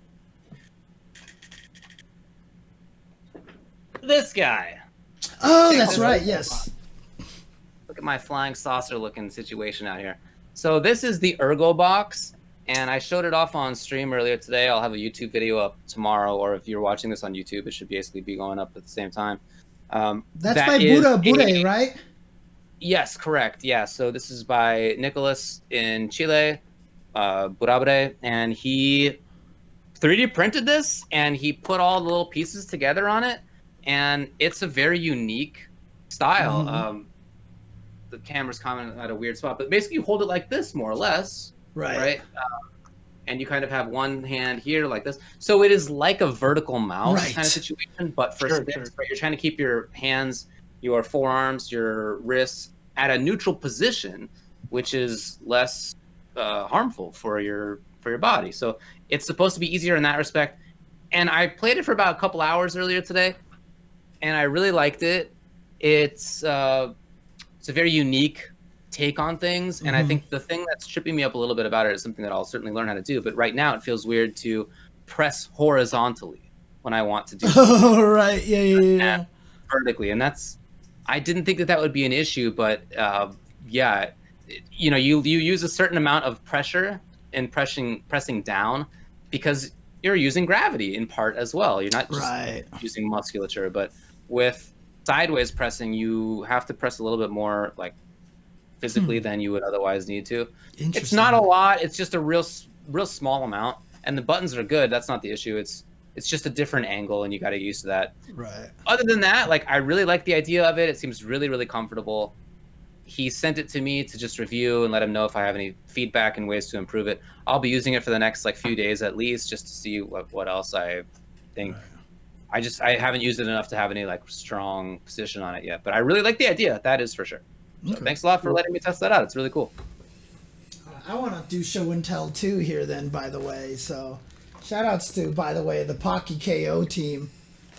They sent me this. This is the PockyKO official box of this year right now, and it's got like the sickest artwork on there. It's a box full of Pocky, so I have all the different packages. They actually did the PockyKO broadcast this last week.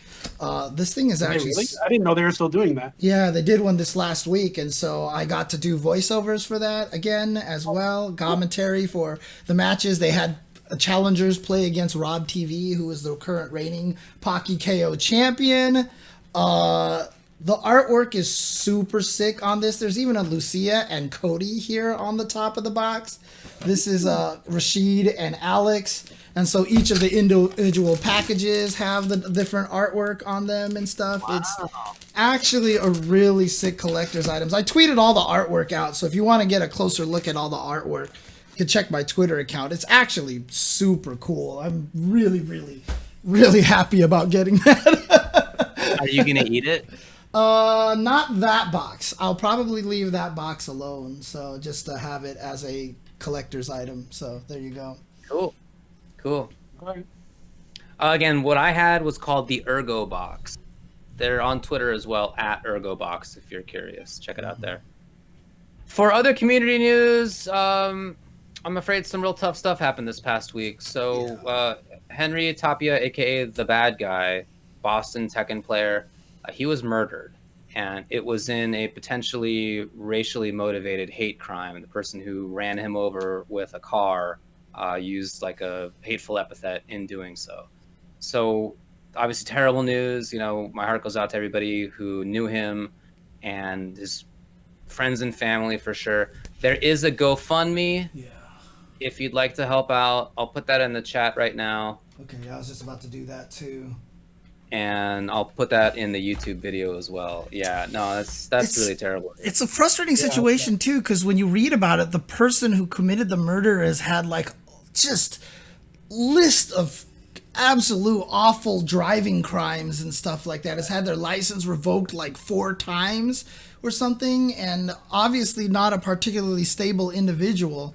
And yeah, so apparently they were yelling at each other, and the person started using racial slurs and then just drove their car into him, basically. And a longtime member of the Boston fighting game community. So, shout outs to the Boston community as well. I know that this can't be something that they've been able to just, it's got to be hard for them, dude. It's got, he says in the chat right there that it's been very tough for them. So there you go. Sucks.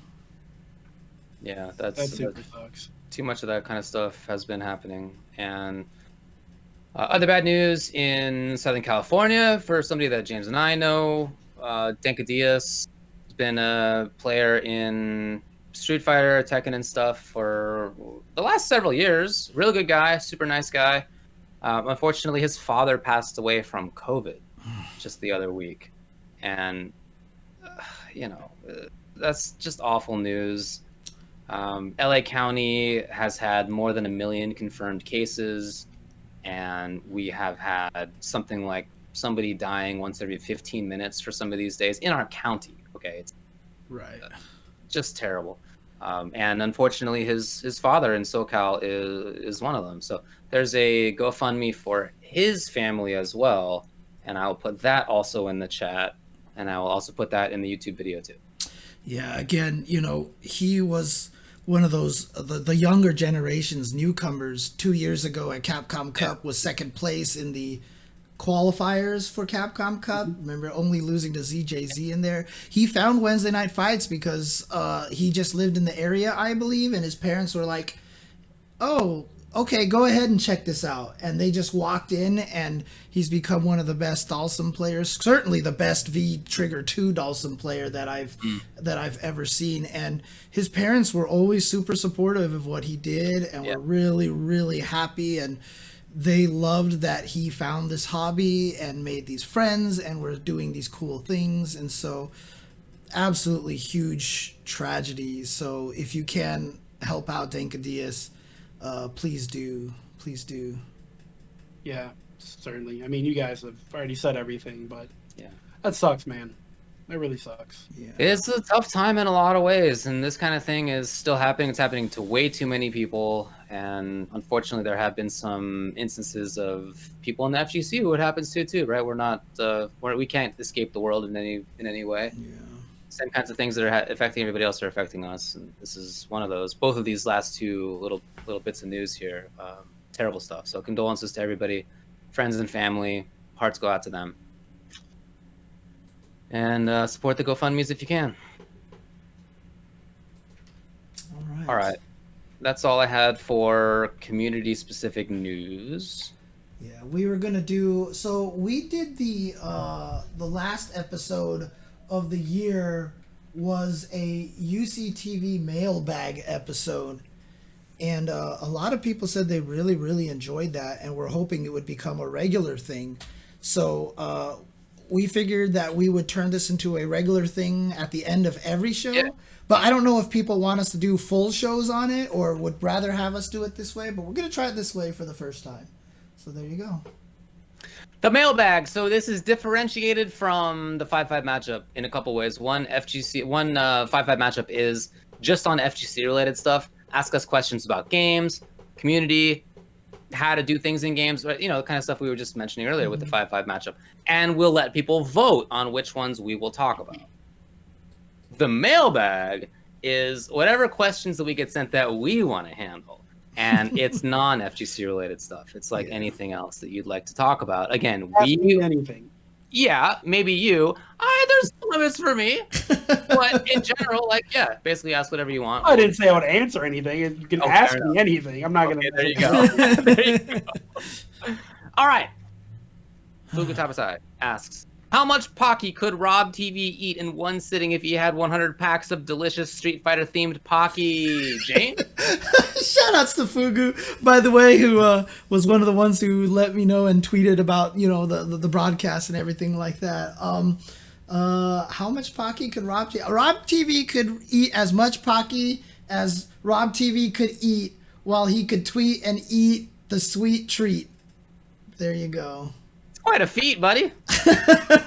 By the way, he got three. I'm not joining in on this. He got 3 PockyKOs against his competitors, so congratulations to him. So there you go.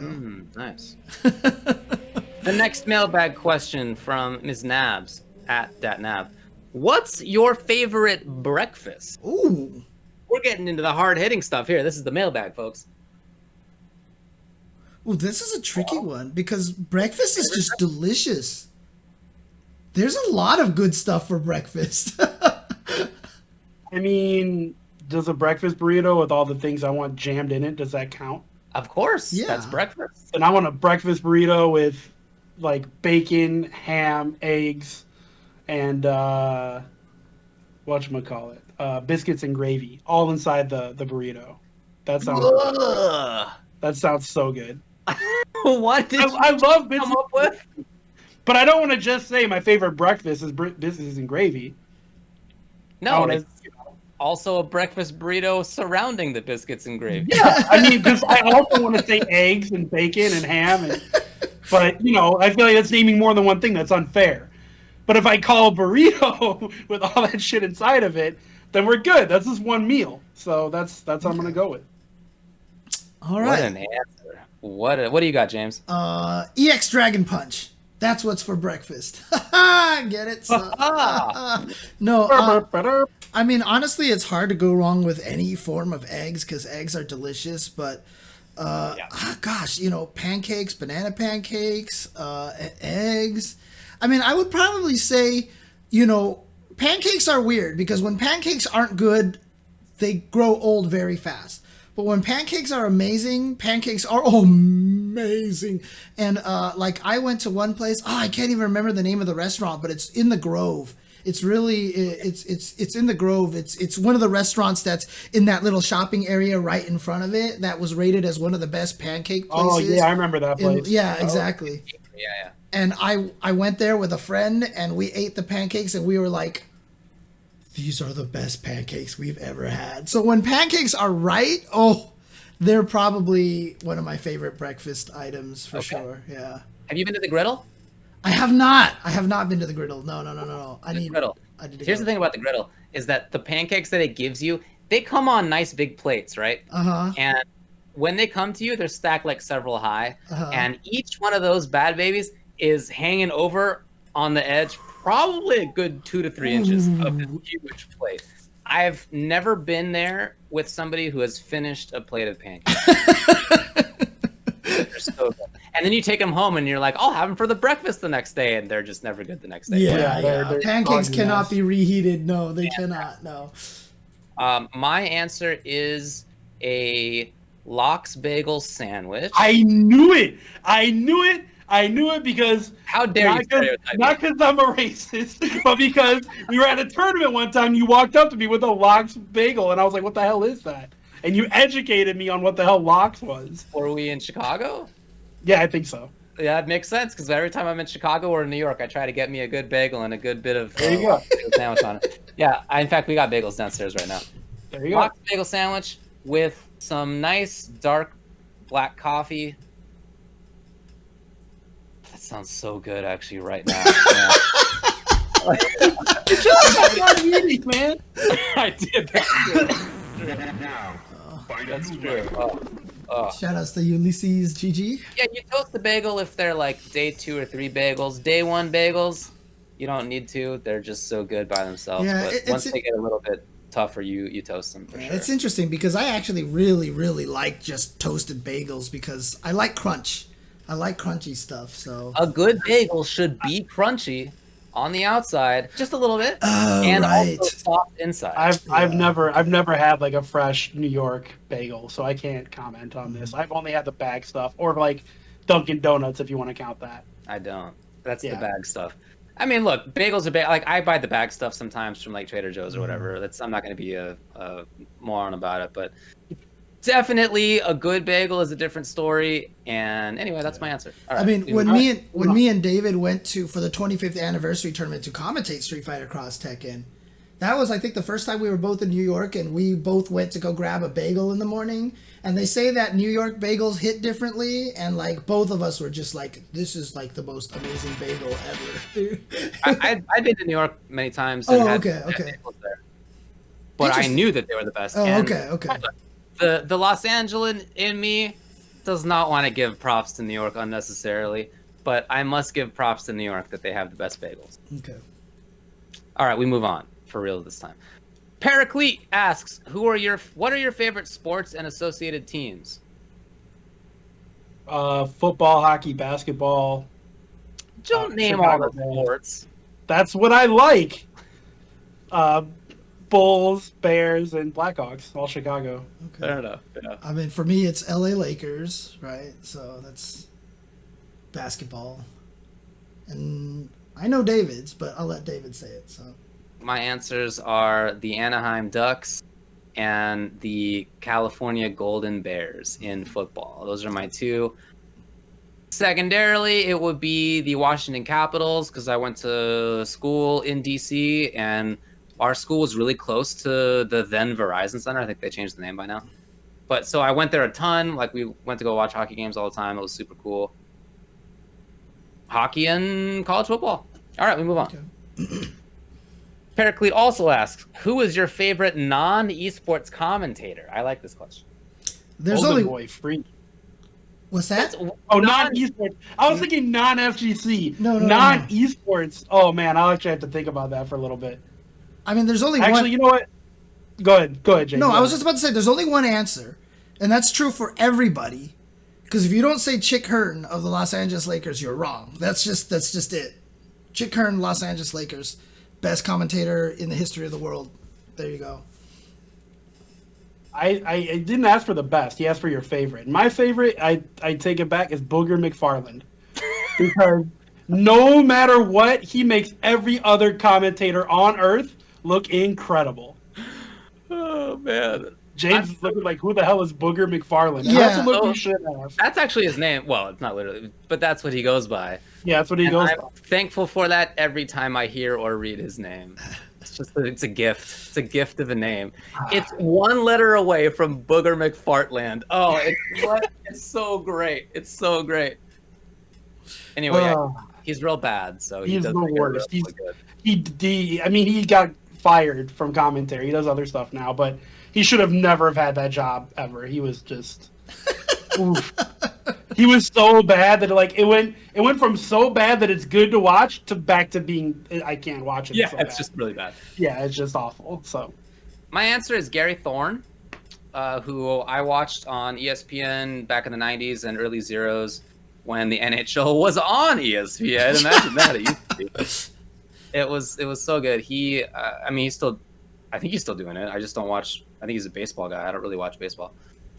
But his voice is so good, and he paints pictures extremely well, and he never stumbles over himself, and he's like very inventive. I just think he's like the best combination of stuff, and he did it for the sport that I love the most. all right. Yeah. Also, Everyone's wrong, Chick Hearn. R.I.P. Chick Hearn.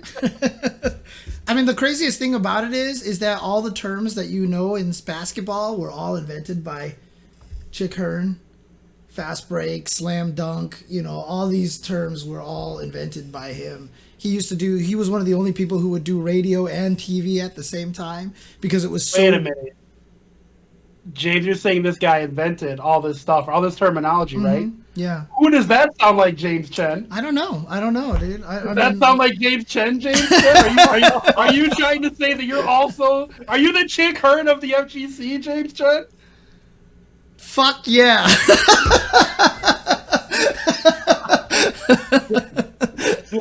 tell James. First nice thing you said about yourself in a long time, and I appreciate it. I'm definitely on board. Yeah, for sure. Oh, man. There you go. Okay. Did Gary Thorne end up getting fired? Is my commentary hero? Did he do bad stuff? I don't know anything about it himself. He said a gamer word. That sucks. I don't know anything about it. Oh, man. Okay. All right. We also have a question, also from Periclete, who really took up a lot of space here. What's your board game tier list? I'm not a nerd. I haven't played enough board games to rank them. But King of New York and King of Tokyo are both pretty dope, so they're like S tier to me. So, Secret Hitler also S tier if you count that as a board game. yeah. I don't know if that's a board game. I mean, there's a board. I grew up playing board games, so my response is definitely going to be a lot more old school. I grew up as a huge fan of things like Clue, Monopoly, Risk, the classics and stuff. Of the modern stuff that I've played, I mean, me and my friend bought Dead of Winter, which actually turns out to be an amazing board game. That game's really fun. But for me, yeah, I mean, if I had to name one, it would probably be Clue. If, you wanted to play a board game that was the Mario Party / Mario Kart, you can't find it anymore. It's so old. It was a game called Survive. It's been renamed into something else and toned down considerably. But it was one of the most make enemies and make friends hate each other board games that I've ever played, where you basically were 40 people, split 10 people on each team on an island that was basically sinking one hexagon at a time. And there were sea monsters in the ocean, and you had to get your people onto boats to get to the corner islands, and so all you do was sink the land pieces that your friends are standing on to put them into the water so that they had to get on the boats, but then you would roll the die and move a shark to eat the person, or a sea serpent to kill the boat, or the whale to hit a boat and turn them all into swimmers. Dude, it was just like, we had to play it the nice way because of my bad temper. So like when we were kids, we all had to play like almost as a cooperation game, because I would get so mad whenever anybody killed me. Yeah, I played games just like that, but it's always cooperative. Oh yeah, okay. I play games like me and Saltine has a big game board collection. So before COVID, I would go to his house and we'd get drunk and play board games. That's awesome. So I never remember what they're called though. Like I kind of just play in the moment. It's not like I'm gonna get good at whatever this game is and I'll show Ben next time. It's like that's casual. So I can't like give like a real tier list, but I have actually played, I don't know, probably like 20 or 30 different board games in my life, which I feel like it's a decent number. I don't know what the board game amounts are supposed to be. There was Me neither. Me and my brother used to do things like, we would get all of our toys, like our Transformers and our He-Man figures, and we would pretend that they were... So we would play, like, actual 8-player Monopoly with or 6-player, whatever the max is, with our Transformers and He-Man, and we would make them act like the way that they're supposed to. Like, so Optimus Prime, like, a Decepticon never made the deal with him. And so it was actually really fun. Nerds. Oh yeah. I don't have a ton of experience in board games. One of my good friends in college was a real big board game player, so we played a lot. We played a lot of Diplomacy. He was a big Diplomacy dude. In fact, he went to the World Championships for Diplomacy. Wow. And that was cool. Yes, I mean we played. That was a lot of fun. My family and I played Risk a lot. Yeah. I understand that there's a lot of luck in that game, clearly, but like it was still cool. It's a game of strategy, man. That's what it says on the box. My friends and I played Catan before COVID. We would go down to one of the bars in downtown LA, which has a bunch of board games in it. It's a super cool nerd bar, basically, and they have their own brewery there. So we're like trying out new beers and playing board games. It's a lot of fun. That sounds amazing. It really is cool, but I don't have a lot of experience otherwise, to be honest. All right, is that all, or do we have more? We got one more. We got one remaining one. Who will win, Godzilla or King Kong? I have feelings about this. So first of all, will win? I want to address one thing before we get into our answers, was that the original King Kong versus Godzilla, the rumors, well, the story is that King Kong won in the US release and Godzilla won in the Japan release. And there actually is no difference. There's only the version that King Kong wins. There actually is no version that Godzilla wins. So that is one thing I wanted to address really quick. But what's your opinions on this? So I don't know if you guys have been following the Monster Universe, but I've seen all the movies. I'm very excited too for Zilla vs. Kong. However, Godzilla has a senzu bean. Godzilla falls into the sea and he gets fully healed up again. So I feel like kaiju movies generally don't have a very deep plot. I think King Kong kicks his ass. I think really, yeah, I think King Kong bodies. I like in real life. I think Zilla wins. In this movie, I think King Kong kicks his ass, and then the real threat shows up. You know, he uppercuts Zilla into the water. He falls in the sea. Oh, I'm the best. I win. Then all of a sudden, the real threat shows up, the thing that's been pissing off Godzilla. Godzilla comes out of the water like, all right, I like you. You kicked my butt. We're going to be teammates now. And then they go fight the new threat and win. And that's because kaiju movies don't have a deep plot. You are definitely right. What's going to happen is that it will be Godzilla versus King Kong for like 2/3 of the movie. And in the trailer, King Kong has like an axe that absorbs the atomic breath. Yeah.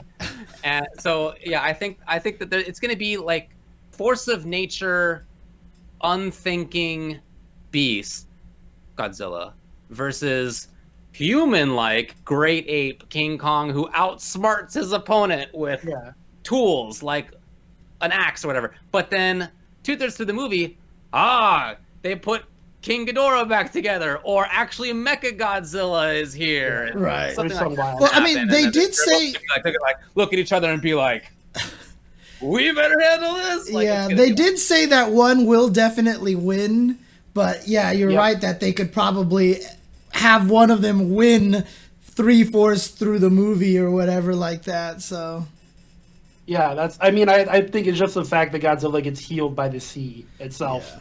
And What remember, does King it's- Kong suddenly get healed by?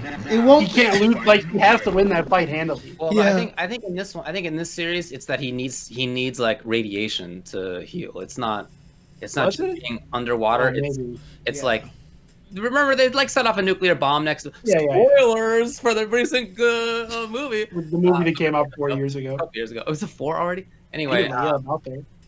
they set off a nuclear bomb next to him so he like Right. Yeah. regenerates. So he can regenerate, but I don't think it's the sea itself in this.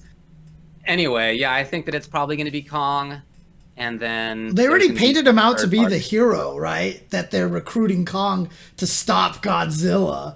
So I mean, it already. Well, they said they don't know why Godzilla is attacking. Oh, They're like, we have no right. idea because they established that Godzilla A wants to protect people and B has no interest in hurting them whatsoever. Mhm. Like the first 2 movies established that.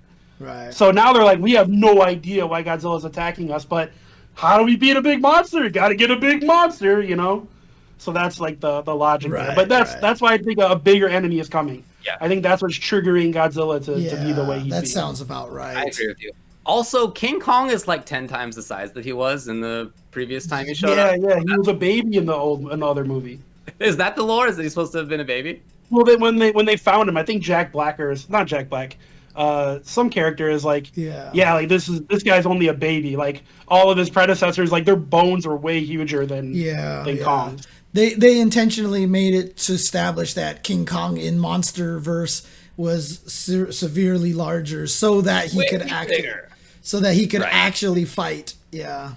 He can't climb a building. He's just as tall as the building. Anyway, there you go. That's our thoughts about Godzilla versus King Kong and everything else. So send us mailbag questions, everybody, as well as 5-5 matchup questions. You can put those in the YouTube video as well, and we'll collate them and put them in here too. Tom Cruise, wrong cinematic universe. That's the other monster cinematic universe. Oh man. All right, well, I'm we looking did it, forward to boys. Monsters are gonna go boom. It's gonna be cool. It's gonna be Big great. old kaiju. Can't That's wait. all I want. Sometimes I go back and watch Pacific Rim or Pacific Rim 2 because Man, I watched that in the hospital a couple weeks ago. Can you go believe? boom, right? That's cool. Yeah. Can you believe that I've never seen Sometimes any I of go the? back and watch. In fact, just the other day, I went back and watched the trailer specifically of Godzilla with the Claire de Lune trailer of Wow. music on it because that trailer is such a masterpiece. If only the actual movie had music like that.